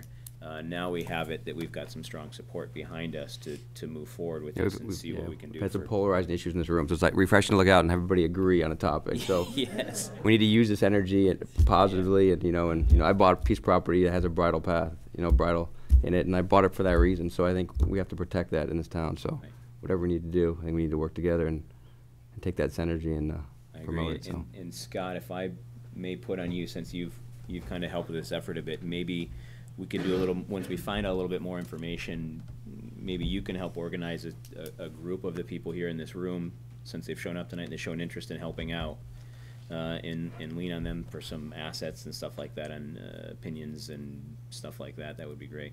That was going to be one of my follow-up questions. I've heard from a lot of you in different ways, but there's power in numbers and being organized and structured about how we would go about things. So I know for sure we need, besides what's been recorded now officially as active uses going back decades, the more documented proof of that is really useful. So I'm going to need some help accumulating all of that, as well as all the contact information, the couple hundred or so that you already got. I'm more than happy to facilitate and coordinate that input as well, and then keep people current on the information we get back here. We've got some current questions I think are very valid. Well, of those trails that we know we can use today, we don't want to inflate more problems, but how much, as Paul was saying, can you really wander around out there? I had the same questions that Allison did. Is like, why can't the town right now put up a sign say, don't worry about that stuff down there, just go. It's you're not going to get arrested. It says posted. Don't worry about it. And I doubt the town has a right to remove those Jersey barriers. That's personally what I want to do. Go down there with my sledgehammer and start working at them. But well, I mean, where's Donna? Is Donna represented here in this room today or not? No. Okay. No. Well, I'll reach out to Donna and ask her, but I suspect Scott is right. I don't. Donna's our town. No, not that we can, but can we put an injunction against the closure of the trails? That's not a So there were really, I think, at least 3 different actions. The people here today, please network with the rest of the folks, consolidate information. You can reach me. The email, it's available via the town website or smattern@hamiltonma.gov, and I'll start accumulating all these things. I think providing information about your documented use and knowledge of of uses going back decades is important in terms of how this will go forward from what I understand. And then I think from our standpoint, from a select board, is directing, I'd request your support to direct the town manager also to say we need to engage with the town in discussions with Manchester and the Chabaco Woods Trail Association and the Hamilton Land Trust and even Essex County Trail Association, or Essex Greenbelt, sorry. Sean's going to do that so that we get all of those groups working together and looking at, I think, in 2 steps. One is make sure we can get out there and keep using them just the way we are right now and blow everything out of the way so we don't be stopped. And then the second is an assessment like we do for other open land acquisitions. The town's been through this before. We, not too long ago, spent $2 million to acquire Sagamore Hill. I don't know if the town has appetite for that, but I'm just saying those are the steps that we know how to go through to do that. And so I think it's both a short term, like get back what we always have had and stop the blockages there without, appreciate your advice about trying not to inflame the situation, but it seems like every time we stick our head out of the gopher hole, it's a bigger hammer that hits us. That's just another question. Chris Davis again, 6 Partridgeberry Lane. I mean, from a legal perspective, I think the issue that the landowner's concerned about is the right of prescriptive use from historic use of the trail. So it may be worth asking town council for an opinion as to what constitutes prescriptive use that gives the public a right of passage over the trails, and you know, to engage their lawyer on. I think that could be a kind of an important issue of leverage in dealing with the landowner.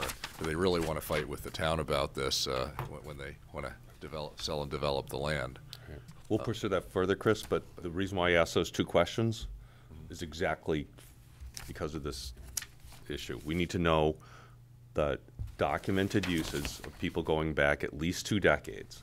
So via the contact information I can provide, I've walked them, I've used them, my grandparents used it, I have other reference documents that say talk about the history of those properties, then that's the evidence that we need to help make that case.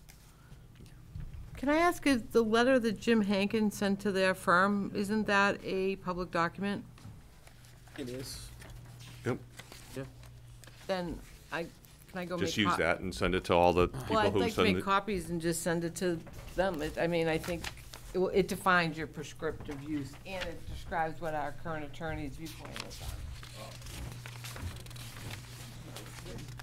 it. Right.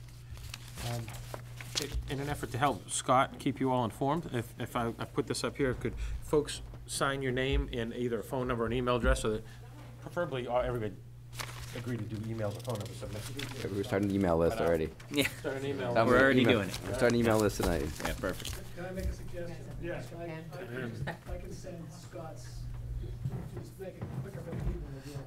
I can send Scott's email and request contact directly to him to the listserv that I already have. Okay, that's fine. And you That'd already be have that. perfect. And then I can just send it out with your name and contact information on it. That way, it'll encourage people to get a hold of you. I mean, you don't have to fill it out there, but Nope, faster's better. email rather than physically writing it down. And while you're at it, ask people if they want to get a weekly email newsletter from the town Yeah. of Hamilton. Be happy to just add that to the other list later on. It'll be that opt-in little click thing at the Yeah. bottom. I don't know, do you just want names? Could you come to the Just come right up to the microphone. sorry. audience? Scott, do you want just everybody, even if we're already on an email chain?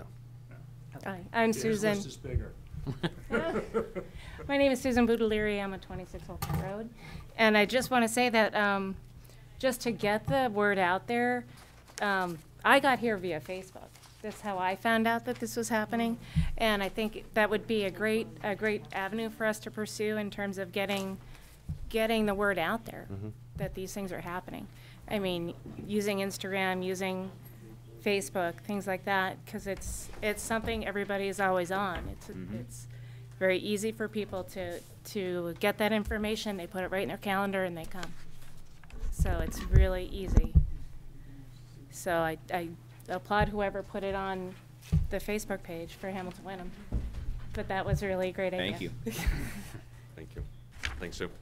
I got another comment since I'm a newbie.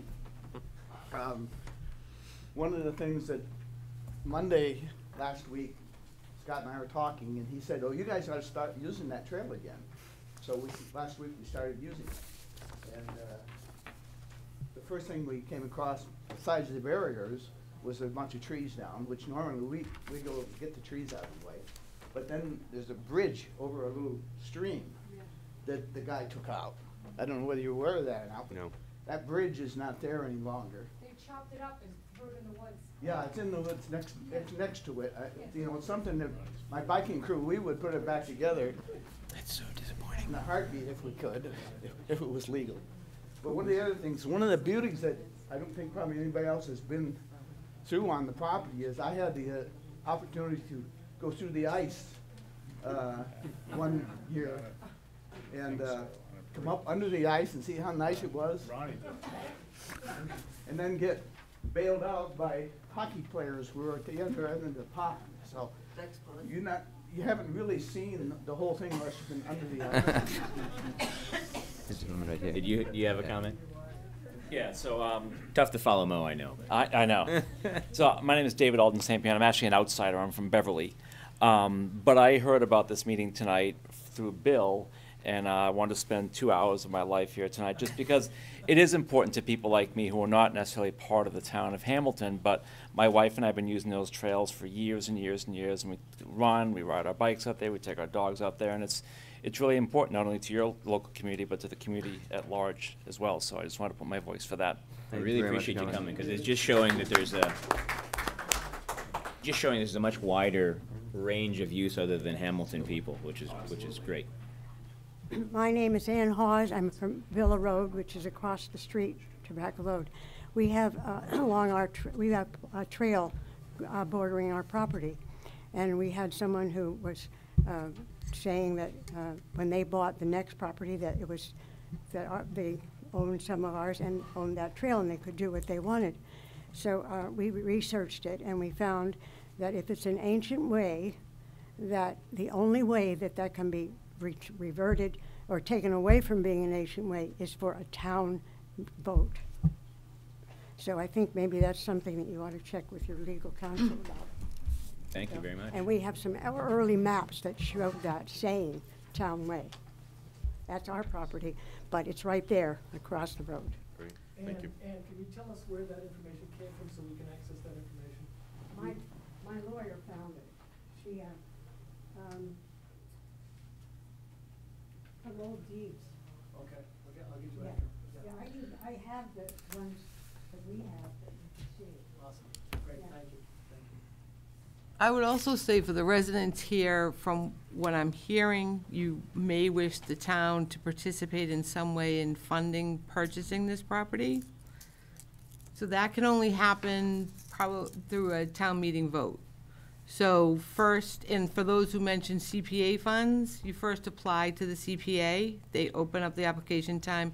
You fill out the application, you apply for the funding through the CPA, and you would go about it that way. But our next town meeting is not until April. I would think something would be probably moving on this quicker than that. And if that was the case, then you'd have to request a special town meeting to be opened. So whoever you want to designate in charge of, if that's something, in a way you want to move forward, the town would be happy to work with you to tell you how to go through that process. But there is a process if you want us to try and participate in funding. Yeah. For example, with Sagamore Hill, Essex County Greenbelt was really the leader in that. So they got the town, they asked the town to participate, that came forward to the Hamilton town decision. There were some properties in Essex, there were adjoining property owners' rights that they helped navigate and bring all of that together. So it wasn't just Hamilton taking the point on it. Also, there's state money. Can be. Yes, ma'am. Right, and we've got Manchester as Come well on- that yeah, we've come on up. reached out to see if they want to help with the cause. On state money, many of us have been contacting Brad Hill, and I met with him, and he said that he and Bruce Tarr are, they want it to be kept as was. I'm sorry, I'm hearing an echo of my voice from the, Yeah, and it's sorry. really throwing me off. But they said they would be they would be in favor of keeping it as, you know, public land for everyone to use, and to keep it as agricultural as well. So he would be open to working with us on that. Okay, that's good to know. Well, I'll use that The opportunity. comment made about the size of the neighborhood, because I walk them every day, and it's Gloucester, it's Manchester, it's Beverly, it's North Beverly. It's not small, it's a really big audience. Huge. We actually have, I live on 193. There are meetup groups that park by the entrance to Shabaka Judy, would Woods. you introduce My name yourself? is Judy DeGroot, 193. So there's like a mushroom meetup group, and I don't know how frequently, Al, do you know how frequently they come? And they set up tables right by the entrance to where the signage is, and they all go out and they have all these different species of mushrooms, and then they go out wandering and collect them. We've actually seen them on our lawn, picking up mushrooms on the bottom of our lawn. So it is very widespread. We talk to people, I know Al's in the woods like 3-4 times a week most of the year, taking hundreds of pictures. If you need photographs of mushrooms and wildlife and snakes, and he's got a huge gallery of photos that he's taken from his time in the woods. And then the only other thing I want to suggest is, how many of you have spent time in the Shabaka Woods besides Scott? Has everyone here been in the woods? If you haven't, I would suggest you go in and spend some quiet time walking on a trail before you continue with your work. And I know you're all advocates, which I applaud, but there's nothing like being in the woods and sort of soaking up what it means to have those in our town.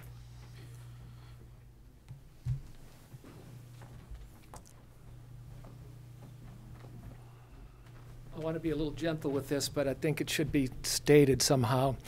The gentleman over there said that there are two things about lawsuits, time and money, and I'm not suggesting that we go aggressively and into litigation, but if there are people who are considering spending millions of dollars developing that land, and they know that there's a possibility, at least, of a lawsuit that will hold things up for, the word I think was 5 years, that really puts a spin on an ROI.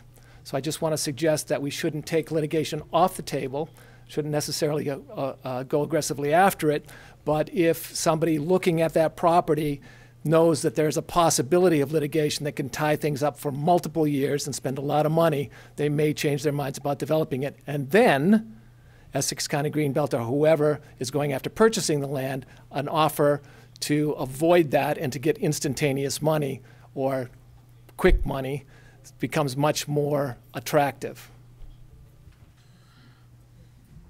I just want to make a comment. Somebody had mentioned state grant money that can be available for this. The Recreational Trails Grant does have grants for things like this, but you have to have an updated open space and recreation plan to qualify. The town of Hamilton's lapsed, so I'm going to use this as a plug. We've been asking, the Board of Selectmen's been asking at the last several meetings since I started, for people to apply to be on the Open Space and Rec Committee so that we can fill out that committee. So we can fill out that committee and have a full committee that can start to finish that plan. The previous Open Space Committee had gone quite a long ways to finishing it with the help of the conservation agent, but they aren't there yet. And I'm asking MAPC for some resources, but we need people on that committee as well. So please. Right, if there's anyone here tonight that wants to volunteer some time to do that, that would be wonderful. Yes, you just jumped my comment. This crowd, if you really want money to support what you're trying to do, the state will help and a project like this, but the town has to have an active open space and rec plan. And the town's been looking for members to flesh out that committee.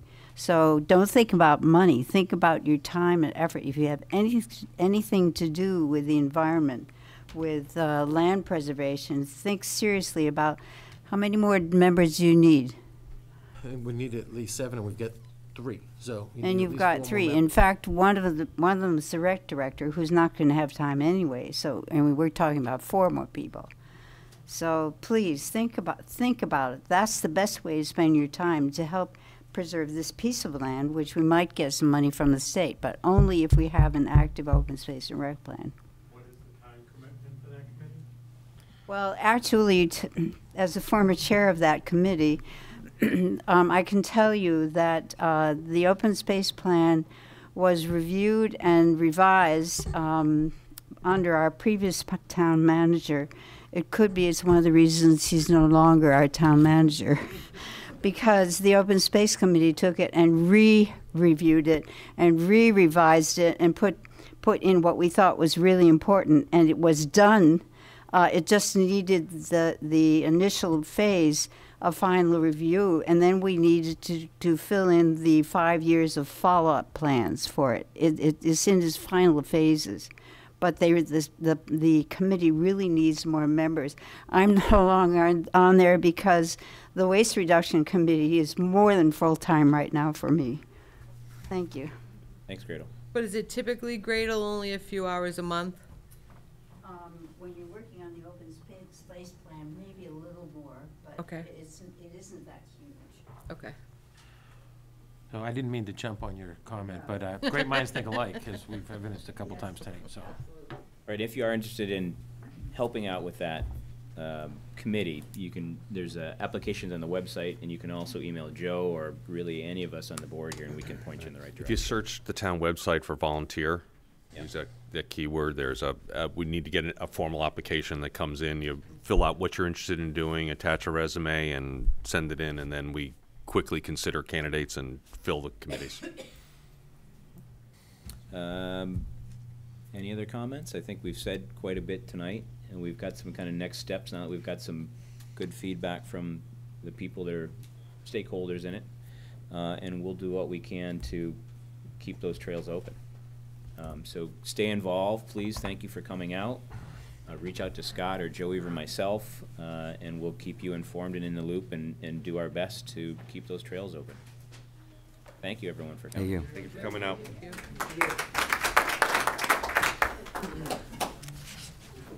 All right, we'll wait just a second till we So go say hi. have some folks leave, and then we'll reconvene. You can go on the website, the town website, and you can go, there's a section that say volunteer, and when you go there, there's a form that you print out, you just fill it all right in. You can even email it back, or you can bring it by town hall and give it to Joe. By town hall, give it to Annabella, or email it to us, we'll take care of it. Thank you. Thank you. How you doing? Yeah, that sounds good. My throat is killing me. Is it? It started to come on. Good thing you didn't put it first. Here, or just start taking that vitamin C. That airborne, whatever that stuff is. Yeah. Will you lift home?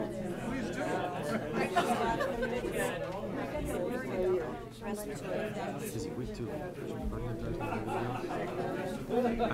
I forgot at the top to mention a couple things because they weren't on my report, but just little things. I haven't seen you out there. I'd like to just talk about. I didn't even see you over there. Yeah, well, you know, my friend who lives on the property. Yeah, maybe reduce hours there. So hey, good to see you. Try to just call it and make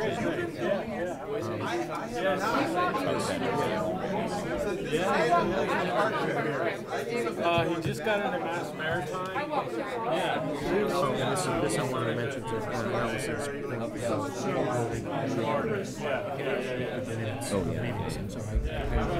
reached out. I just wanted to mention. Hey, folks, if we could just ask you to move out into the hallway.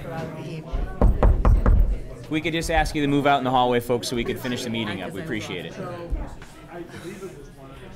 That's always challenging, isn't it? Particularly for women. I find that myself. Yeah. Well, thank you, though. Yeah, I was just like, Thank you very much. I didn't see you guys hiding over there. Because my other neighbor told me she was shy. So I just get a hold of Scott to get on the committee? Yes. Thanks, guys. You go to the website and find the volunteer link as well. All right. There'll be applications there.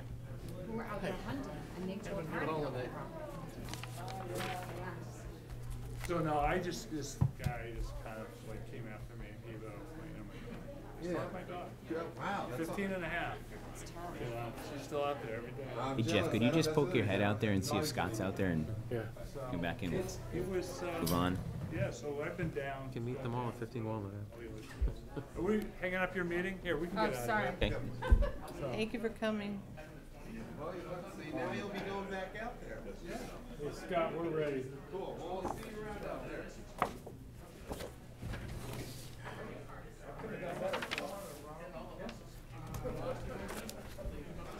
How's Hanukkah? That? How's Hanukkah? It's good. It's over. I know. It was early this year, wasn't it? Yeah, that's like they say about being Jewish. Always early or late, you're never on time. We got a couple more things to do. All right, moving on. Our item number 7, it's listed a little wrong in the agenda. It says second and final reading for the poll hearing policy. It's actually our first reading. And this is a policy we had talked about. We had National Grid here for our last poll hearing. We've expressed, I guess, dissatisfaction's probably the best word for it. The last handful of poll hearings with double polls in town, and the response we've gotten from National Grid, and kind of them pointing at Verizon and them pointing back at National Grid. So we've written a poll policy that basically says that we'd like all parties in the room during a poll hearing to talk about when those double polls will be removed. And so this is our official first reading of said policy. So if anybody's got any comments on it, that's had a chance to look it over, please. Have somebody read it? Yeah, I'll read it.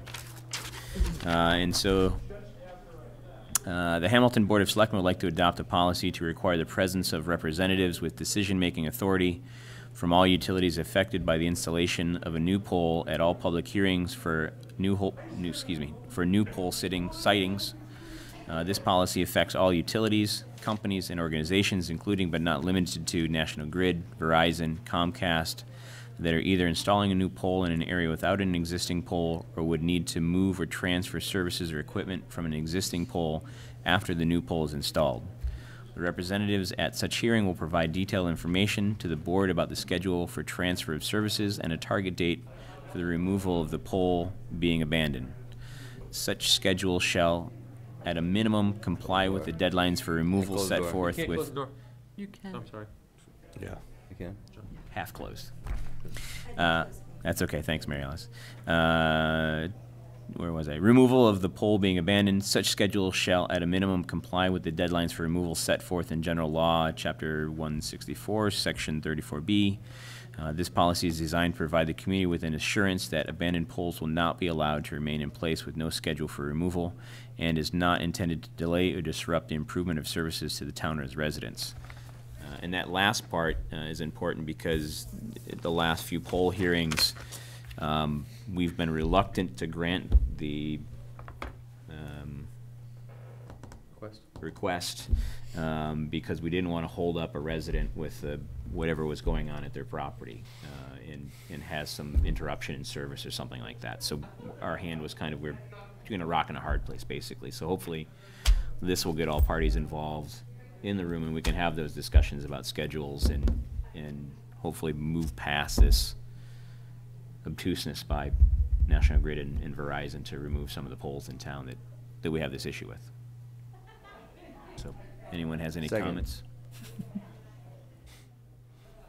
Any comments, anybody?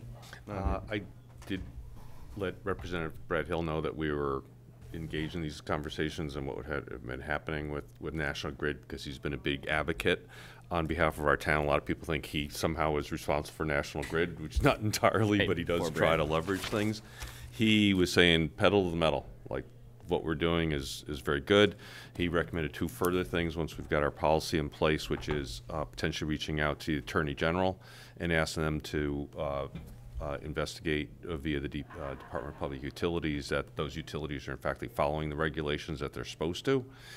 And the second was letting other towns know that also use National Grid what we've adopted. So some places like Ipswich have their own electrical service, so they don't, it's not the same situation, but finding the other towns and letting them know too, so that builds a little larger swell of support, and National Grid is will then start to take this a lot more seriously.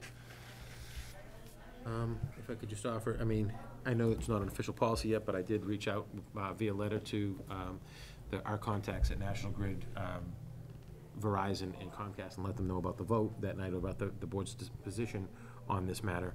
And we've already actually received email correspondence from our contact at Verizon, Stan Yusevich, and he and I have since spoken by phone.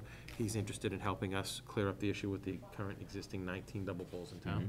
He has a list of them, what's on them, and he says that in his view, this can be taken care of in a couple of meetings. So he's very interested in helping us work towards clearing up the existing double pole issue. So that's great. That said, going forward, a policy like this might still be helpful for you to keep on track. Once you get rid of the 19 double poles you have, you don't want them to be replaced by 19 more double poles in 3 or 4 years. So. Right. That was my question. Is that, yeah, we're creating something that creates more work down the road. National Grid and Comcast are okay with it, but Verizon fights it. Right. Messes everything up. Just want to make sure we stay ahead of. Right. We get 3 out of 4 players in the room that are on the pole, and what do we do then? What do we do then? Right. As long as we stay ahead of it, I think it makes sense. I looked at their report. They're required to submit a report on what the double poles are. So supposedly there's only 15 new double poles, 15 in total from October 31st, 2018. None of them are old at all. They're all from. They're all new. They're all within. Yeah, they're all within last year. Since May. Yeah. According to their reports, and there's a contact person for National Grid that specifically does poles, double poles, and there's also a database. Were you remembered, Joe and Winthrop, of the it's the NJUNS database.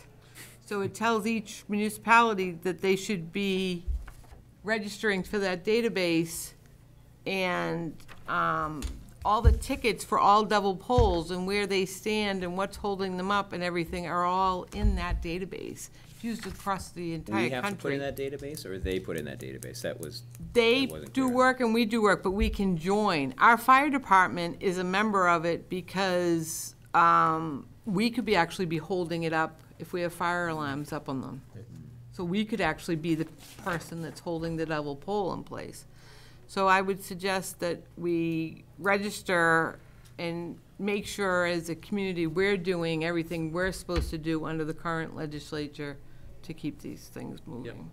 Yep. And to answer your question that you started with, knowing Winthrop, our fire chief, was very, very eager to be a part of the group of people that got rid of double poles. So he didn't leave room for anybody else today. Well, I can send you the link. It's this whole story that people have written on getting rid of double poles. That's really useful. I remember, I think when I was first a selectman, there was always this, like, Jeff, you maybe remember, it used to be this, like, the rookie got tagged with trying to fix double poles. Right. I got that tag when I joined. And it's great that you find all this stuff, Allison, and the databases to register for. I wonder that they're all, whose interest are they creating these things? Because I know there's one that's many years old that I just about hit my head on Bay Road down here. That's a double pole that's way before 2018. Yeah. That's just one. There's one that's just, well, I guess it's down this way. Yeah. Going on that way. Ride so my bike by pretty often. There are probably a lot of those stories. I think that's good, and they actually give details of where the poles are. Yeah. So then we should be saying, hello, Go check please up on add it. this Go check pole up on to it. the Yeah. list.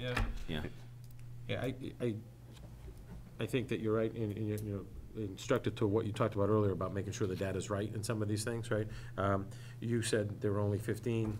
Stan says there are 19, and listed them for us, and 7 of them are from before 2018, including one from 2013 and one from 2014. Right, and I think to your point too about sometimes the holdups on our end or somebody else's end, that we should check the poles we have and see if it's Yeah. fire that's holding it up or We might something have a else, and couple maybe of it's. situations there might be one.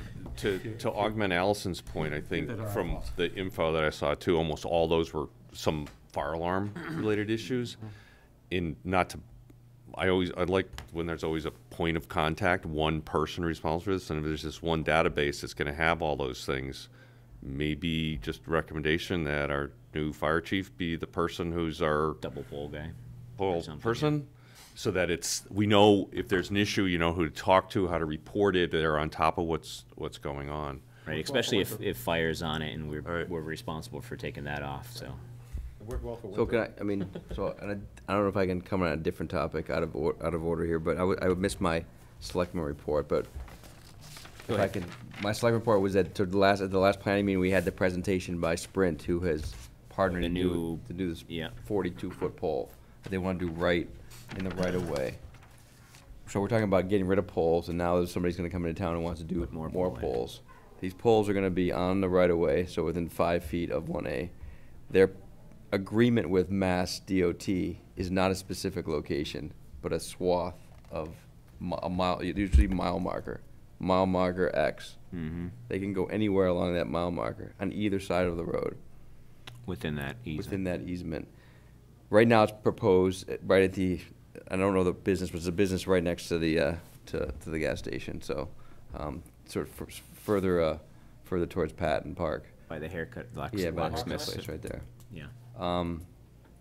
They could put up many of these things by right, and so we're sort of a little bit at. It's a special permit because it's a cell phone tower, but it falls underneath the 1996 Telecommunications Act. Right. In terms of if they can prove that there's lack of coverage. I asked the question because it's not cellular coverage. Right, it's data. broadband data, It's just right? data. It's only data. So I'm like, how's the Telecommunications Act was before there was data? That was when there was just the cell call phone, somebody, right. talk to them on the phone. He says it is. We haven't asked Donna this question yet, but he says that it's already go. So they've only one pole. We say, hey, we're not going to approve any pole until you tell us your master plan. We don't put one up and then all of a sudden it's boom, boom, all the Right, way 'cause it down. sets precedent, right? Yeah, and only one carrier per pole. They've never put more than one carrier on the pole. They say it so could it'd be only be maybe spread, two, right. but in his illustrious experience with these things, they've never put more than. So it's just a comment You I could want to have bring up of 4 carriers populating poles. we're trying to up. get rid of poles, and we just also need to think about other poles going up in town. So it's powered by another pole, so they would run. They run power electrical off of another from pole. another pole. Oh, so now you're adding another pole, and now you're adding a wire to that pole. It was sort of scary. Yeah. Think about. And it's totally different with the train. What they're going to do with the MBTA is completely different type of system, completely different type of permits, and this is Right, very and that was different. along the tracks for the That's along the MBTA. tracks. So this is but the MBTA is giving them use of that. I mean, not the MBTA, the Mass DOT is giving them use of that permission. They have right away. a lease agreement. When the MBTA tried to do this, we raised some questions. We were not the only community. I think Manchester was one of the bigger ones who got going on it, and it raised such a ruckus that the governor, I think, interceded and told the T to back off. Yeah. Yeah, there's quite a group of communities that got together on that one. So they have. It's just a different right of way with the same technology. Yeah, and I wonder, they're coming into Hamilton, but they got to be coming from somewhere, right? We asked them many times, like, what's your, and he wouldn't give us. He goes, this is the only one I'm working on. This is the only one I know. Right, and did one of the answers, like, at this time, right, this is the only one I'm aware of. Right, but they have plans to go from that's what my Beverly fear was. through the Ipswich like and why- up to Gloucester. So it's or all something about like what it is about. So fast forward 20 years, this is about the driverless cars, right? You need to have data along car routes in order to have. So when you have areas they don't have data, these cars will not work, right? So also you have a driverless car comes through, comes down Hamilton, there's no service right here, so they need to get service to have these driverless cars. So that's what they're building infrastructure fast forward. That's the concept of it. But it's just that the special permit's in right now. They only have a certain amount of time to approve the special permit, or else it gets approved by. Gets approved by. Not by right, but by just by statute. So, so we've asked for some information. They're supposed to come back in January, that information, but I just want to bring it up because I think it's something that we need to figure out. Right now it's in the planning board's realm, but we don't have a bylaw other than our other bylaw, which doesn't. I wonder if we could do a little research to see where else they're applying. I'm sure it's not just Hamilton. I'm sure there's got to be some No, other. so the good news is that, I forget his name, the gentleman on the planning board who does this for a living, he has an engineering. Oh, Dan. So Dan would be a good use. Now he's away, they go away these 2 weeks, so he's away for the holidays, so he's not back till January, but he knows. He knows the industry. Technology, he knows the industry, he knew the gentleman that was here because they'd worked together, so he can probably points in the right direction on who we can talk to gather more information, Dan. Yeah, I'm curious to your point about what their master plan is. All right. So back to the poll. That's all right, back to our poll policy here. So yeah, what's the next step with it? So Next step is we got a first reading tonight, so take a look over it again. If you see anything you want to add, subtract, or change in it, send it back to Joe or myself, and we'll. It says second and final hearing. We missed it. Misstated. So really, first and. Just wondering if I missed the meeting. You missed the whole meeting. Was I sleeping? You were asleep. No, so first reading. So if you have any changes or additions, suggestions to it, please send them off to Joe or myself, and we'll include them for next meeting for our second reading in a possible vote on it. So, all right. Next item. Package store malt, wine, and cordials license renewal for 2019. Honeycomb. We had them on a couple meetings ago, but they didn't have kind of all their ducks in a row, and since then we've had multiple exchanges with them, and they've given us the information we needed, is why they're on the agenda. So does this include their common vic? Doesn't say that, but I That's think we weird. held the common vic too. I thought so too. What are we signing tonight? It's in the folder, so. We signed how you say that? Pronounce it? It should be common vic and the liquor license. And for everybody's, edification, the holdup was, the permanent certificate of occupancy. And they've complied with all the paperwork that they needed, and they've been issued the permanent certificate of occupancy. They had passed all their other tests, so they're eligible to renew both those licenses, so. All right, so this I move, Mr. Chairman, that we approve a common victualler license and a package store malt, wine, and cordials license renewal for Honeycomb. All right. I get a second. All right, and I'll just to clarify for Allison, the license we're signing tonight is a license for alcoholic beverages. We'll be granting a retail packaged goods store license to expose, keep for sale, and sell wine and malt beverages with cordials/liquors, not to be drunk on the premises. That's that little cabinet they've got as you enter on the right that's got a few Get your beer and local wine there. Yep, local some, things. some local craft beers and whatnot. Wines and ciders. And if they haven't already got your vote tonight would authorize them to get their common vic license as well. If the paperwork's not there, we'll tie that up and have Sean come in to sign it. So, Okay. but, Everyone okay with that? We second, yeah. And seconded, okay. All those in favor? Aye. Aye. Scott's really enthusiastic about it. All right. So Poke an eye out. we'll pass this around to sign. And that's really it. New business. Oh, sorry. Joe had a couple other things that you wanted to say. I had made notes of, and I didn't report in my town manager report because they kind of came up today. One, I want to let everybody know that kind of due to some continuing staffing issues in our treasurer's office next week and a previously scheduled employee vacation, there may be some times during next week after Christmas that the treasurer's office won't be open for the complete number of hours the town hall would be. So I ask people, if you have business to conduct with the treasurer's office starting the day after Christmas, please call before you come down, because there may not, at times, there may not be full coverage in that office. So we just want to let people know about that. It's a little bit unavoidable at this point. We have an employee that's still returning from FMLA. She is only in kind of part-time. We have a brand-new employee who really, it would not be fair to her to ask her to man the office by herself. And we have another employee who's going to be on vacation. So, and that was scheduled prior to us knowing that the other employee wasn't going to be back yet from FMLA, so. I think that's fine and totally reasonable. I would like to see if we put something on our website. Yeah, I will do that as well. Social media, everywhere, to say these are the hours. Absolutely. Yeah, that's a good point. Because it's the end of the year, so a lot of Yeah. people come in the Trying end of to the get year to stuff pay done by off the end of the year. taxes. Absolutely, Right. great point, Good- that's good point. why I wanted to make sure we mentioned that today. Oh, so thank And you. then, you know, Allison, at the last meeting, you had asked about being able to upload audio from committees and boards that have their minutes audio recorded. Yeah. I've reached out to Sterling Tech, and they're trying to figure out how they can do that for us, how they can Perfect. make sure that we have enough bandwidth to do that. So we're in the process of doing that, and that would also hopefully dovetail a little bit nicely with what I'm trying to do with some additional communications outreach, because if we're able to offer the audio tapes online as well, I think that I'm gonna propose that we kind of reduce the way the minutes are presented and stay more in line with what the state has ordained as acceptable for minutes, and would be able to list, you know, these are the items that were taken up at what time, who made the motion, but if you wanted to hear the full discussion, the audio minutes would be right there next to it, and you could just go to that part of the meeting and listen to that discussion.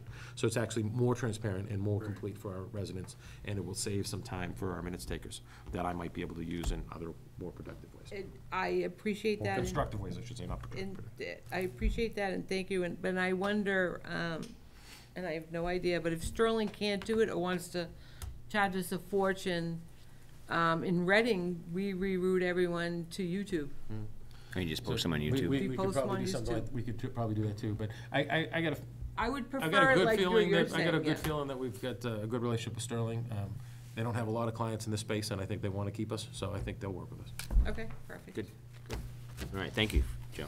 On the agendas next, I was thinking since Allison spoke, but I know we try to keep these meetings a certain time frame, but I think maybe it makes sense that if we have too many agenda items, maybe we do need to vote on what we talk about if they don't all make it on. So I think I'm not against that suggestion if we think that we have too many and we can't do them all. So, or we maybe don't think it's the right thing, for the right use of our time, or we don't have enough information, or.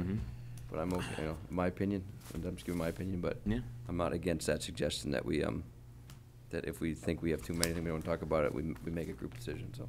All right.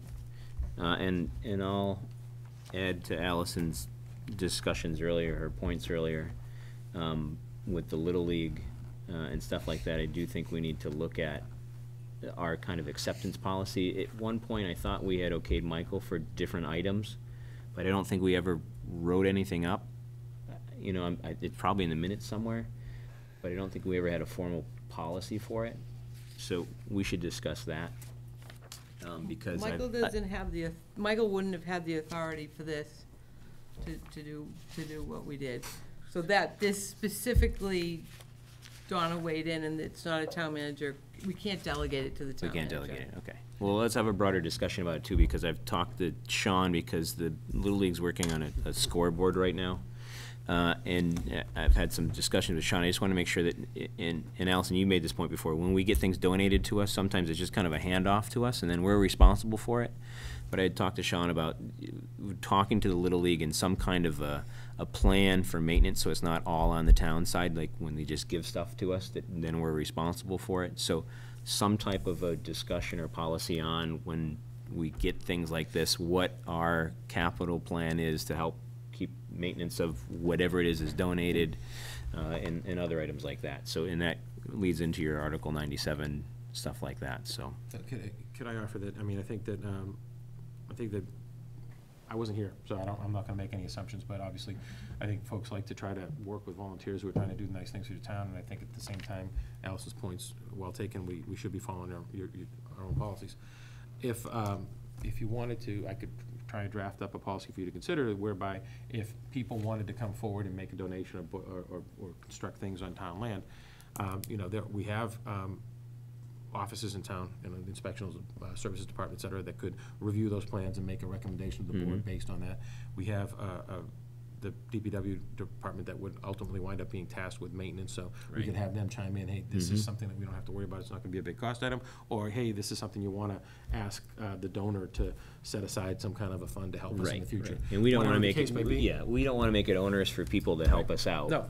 But at the same time. Just check the Small box. suggestions, they use this type of roof or this Just type check of the roof. and boxes. Less maintenance or. Right. So long check the lasting. boxes and then then it would come to you at a meeting where you would have all that information in front of you, and you could make your decision based on it. And that would not unless you wanted it, it wouldn't necessarily require you to bring the volunteers or the donor in either. You could make the decision based on their offer and the supporting documentation that town staff could provide, if you'd like.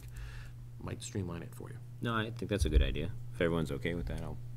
No, it's a good idea. There is a current policy, so we would be amending it or replacing it from 2001 on our website. I saw that but I today think when it you all sent makes it. sense. All right, and we've got, we invited Mike Harvey to a meeting, and maybe you can follow up again. Yeah, he had said this meeting was difficult for him because he felt that 2 reasons. One, he's revealing his budget on Wednesday, and he really felt like that was the place, the school committee was the place for him to reveal his budget. That was what he asked, but he did say that he wants to engage with this board and with the town more fully, and said that he'd be happy to come to the meeting in January 7th, or And 22nd, whichever you FinCom have. wants to help him make his life a little easier too, that they'd participate and we could do this together as long as all the schedules work out. Yeah, agreed. So if you have, I know the next thing on the agenda is for you to start talking about future agenda topics. We have superintendent and FinCom. We have a request from me and the Public Works Department for a complete streets policy review. We have 86 Meyer Road, which was originally going to be on this agenda. The petitioners asked us to move it.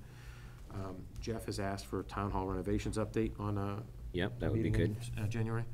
We have the FY20 budget proposal from the town manager that is required to be submitted to you by, I think, January 22nd. And do we open the warrant on that meeting as well? You do, and I have that on here. And then you have asked for a road acceptance bylaw change to come forward at some point in January for a first reading, and a Chief Stevens and incoming Chief Brunette would like to come to a meeting in January just to formally introduce him as the new chief and go over some of the public safety issues that are facing us this year as we get. And let him know he's our new poll warden. You can do that at that time as well. I'm sure he'll be thrilled to hear that.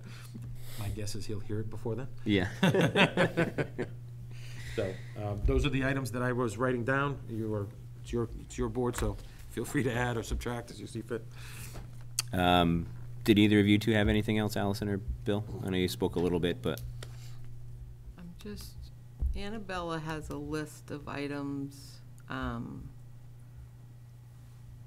And we'll have a second reading of the poll policy. Meeting room space for the Board of Selectmen. Oh, yeah, sorry to interrupt Allison, but Allison's talked about it a little bit. Scott and I have discussed it a little bit on maybe mixing up our venue a little bit. We've got the Patton Homestead. We've talked about maybe having some meetings out there. At least I've suggested it a couple times. So maybe we have a little topic, to Allison's point, and we do a little bit of expanding our horizons and try some different venues and see what works best or what we could do to this room to improve it. And before Joe came, I had talked to Michael and Chief when he was the interim here before we had Robin, before Joe, about doing something in this room. We've cleared a lot of it out, so it's a little bit more usable now. But these tables aren't exactly the best for what we're doing here. So, we're talking town hall renovations down the road, so maybe it'd be included in that package. But, something to improve our spaces and move around a little bit to use some other venues in town that are a little bit bigger for different meetings and get a feel for what will work best for us. If it wasn't here, I would probably show up here anyways. Right. That's the danger of moving it around, but. Right, but I think if we're working on our communication and posting stuff, and we do some social media stuff, and, we'll tell Duke where we're gonna be, so. I recommend we move on down our priority list to the financial policies. Oh, yeah. So, if you'd like, I could resend out what all the policies are. If you remember, we all voted on priorities. The cadence of got them, Marissa's input and our input, and the other did a mashup of what the next ones are to work on. Yeah, let's I pick could off do the next that 2 or 3. again. Yeah, And let's do that. Because I think we had about 7 or so right off the bat that we were gonna kind of jump on. So let's keep on. A short list that seemed to make sense to everybody. Let's keep ticking those off. Did you have anything else, Allison? I'm sorry I interrupted you. No, it's fine. I had a topic, but I don't know if it's actually a topic for us or if it's for Joe. I guess it's kind of us. So I worked here previously, And I think each department has its own different filing system. And I think it would be really helpful if we got an intern in or someone in or Some kind of data management. yeah, or maybe even the state with records retention, but something that we have everyone uses the same filing system. So we all file by street address, then by number. That we maybe have in each file, we have an indicator of what's actually in a file, not in a file, and start maybe combining. So if you have to do a notice of intent for conservation, Conservation has a copy of it, which they also give to building, which they give to planning next to them, which they give to DPW. And our floors are buckling because we have so much paper. I think it would be worth an effort to have a brainstorming session to determine maybe approach to that. What would you call that, records management, kind of? Yeah, because we once talked about scanning, and we can do that. Yeah, we did talk about that. But, I mean, I don't know, we have so many bright young kids coming home from college, or it needs some type of an overhaul. But I'm not saying I know the way to do it, I'm just saying. I wonder if there's anything in the community compact. I can look. I know, a lot of towns struggle with this stuff. A lot of what you just mentioned, Alice, it can be tied up in, might get partially solved with the adoption by Wenham of the new inspectional services platform they're going to use. But then, is that going to talk to the assessing software, and talk to Munis, and talk to the town clerk, and so the problem seems to be that most of the companies that are trying to transfer these documents to web-based or software-based forms are trying to specialize instead of doing a holistic approach to all of what town government needs. We have been internally, we've interviewed one company called DocuSign. We have a meeting scheduled for the next department head meeting in January to talk to a company called City Hall Systems. And there's and Sterling Tech, our web developer, has agreed to help us kind of navigate some of that stuff, almost pretty much pro bono, to just kind of help us make sure that whatever whatever direction we decide to go in is supported by their platform. So, yeah, it's a really good point. There's a lot to unpack there, and it's really difficult because it's trying to figure out how to get everybody's software to talk to each other and align. But even just the hard files. Yeah. Like, even if we bought a brand new file cabinet and put every address alphabetically and then numerically through it and started, first with planning, they file their stuff in there, then build, and I'm not saying that's the way to do it. I'm just saying there's a better, more efficient way, most likely, yeah. Yeah, it's evolved over a number of years. I mean, some of us file by resident's last name. So, that's the type of thing where should be the address, right? The board, obviously the board has the ability to take up any issue it wants to take up. It might be something where you want to appoint a small task force with one of your members, a couple of department heads, and some folks from the community who might have some background in records management and retention. To try and make a recommendation to the town into what direction you want to go in. That's a kind of a specialized field. I certainly don't feel like I have enough experience there to be the one to make the recommendation for you. So, a little bit of volunteer help in that effort might be good. I'd be happy to help. That's one of the reasons I'm looking at the databases, is because we can actually print out what our addresses are and what our and seeing stuff align. Did you want that on an agenda in January, or do you want to try to handle it? Oh, let's put it on an agenda so the board can decide if they want to appoint a committee. Yeah, let's at least talk about it, either first or second meeting there. It wouldn't be a long discussion, really, I don't think. Jeff, anything? Nope. And Scott, do you have anything other than financial policy? Financial policies, I think, are I'd like to do an update on the poll, on this cell poll thing. Yeah. I'm not sure that's a committee update but I just want to talk about it a little bit more, because I think we need to talk about if we need to get involved as a board of selectmen. if it's not the right thing, we don't have the ability to, from the planning board point of view, we need to get maybe done, and I just don't know what the next step is. If all of a sudden it's just like we have to rubber stamp it, because it's Telecommunications Act, and it's in the right of way, and it's, you know, meets all the other requirements.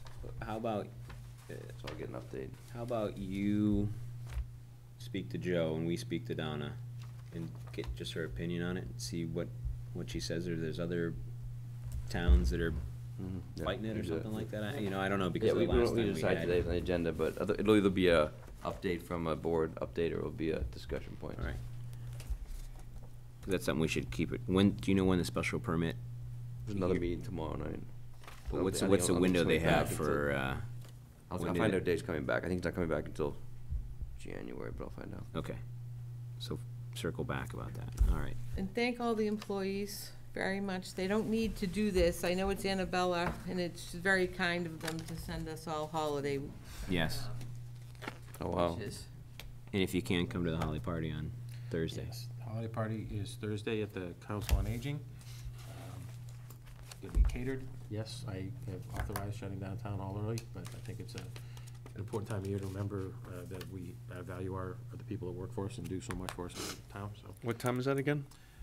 We'll close town hall around 12:30. I believe the party will start right around 1 and go to 4:30, 4-ish. Employees are allowed to leave work to go to the party. If they This don't want to attend the party, they Thursday? have to This stay and work. Thursday. And again, I'm totally 100%, I totally agree with everything you're saying. Can we put out something tomorrow saying town hall is closed? It's on Thursday. Thursday? Absolutely. So every avenue we can? Yeah, after 12:30, yeah.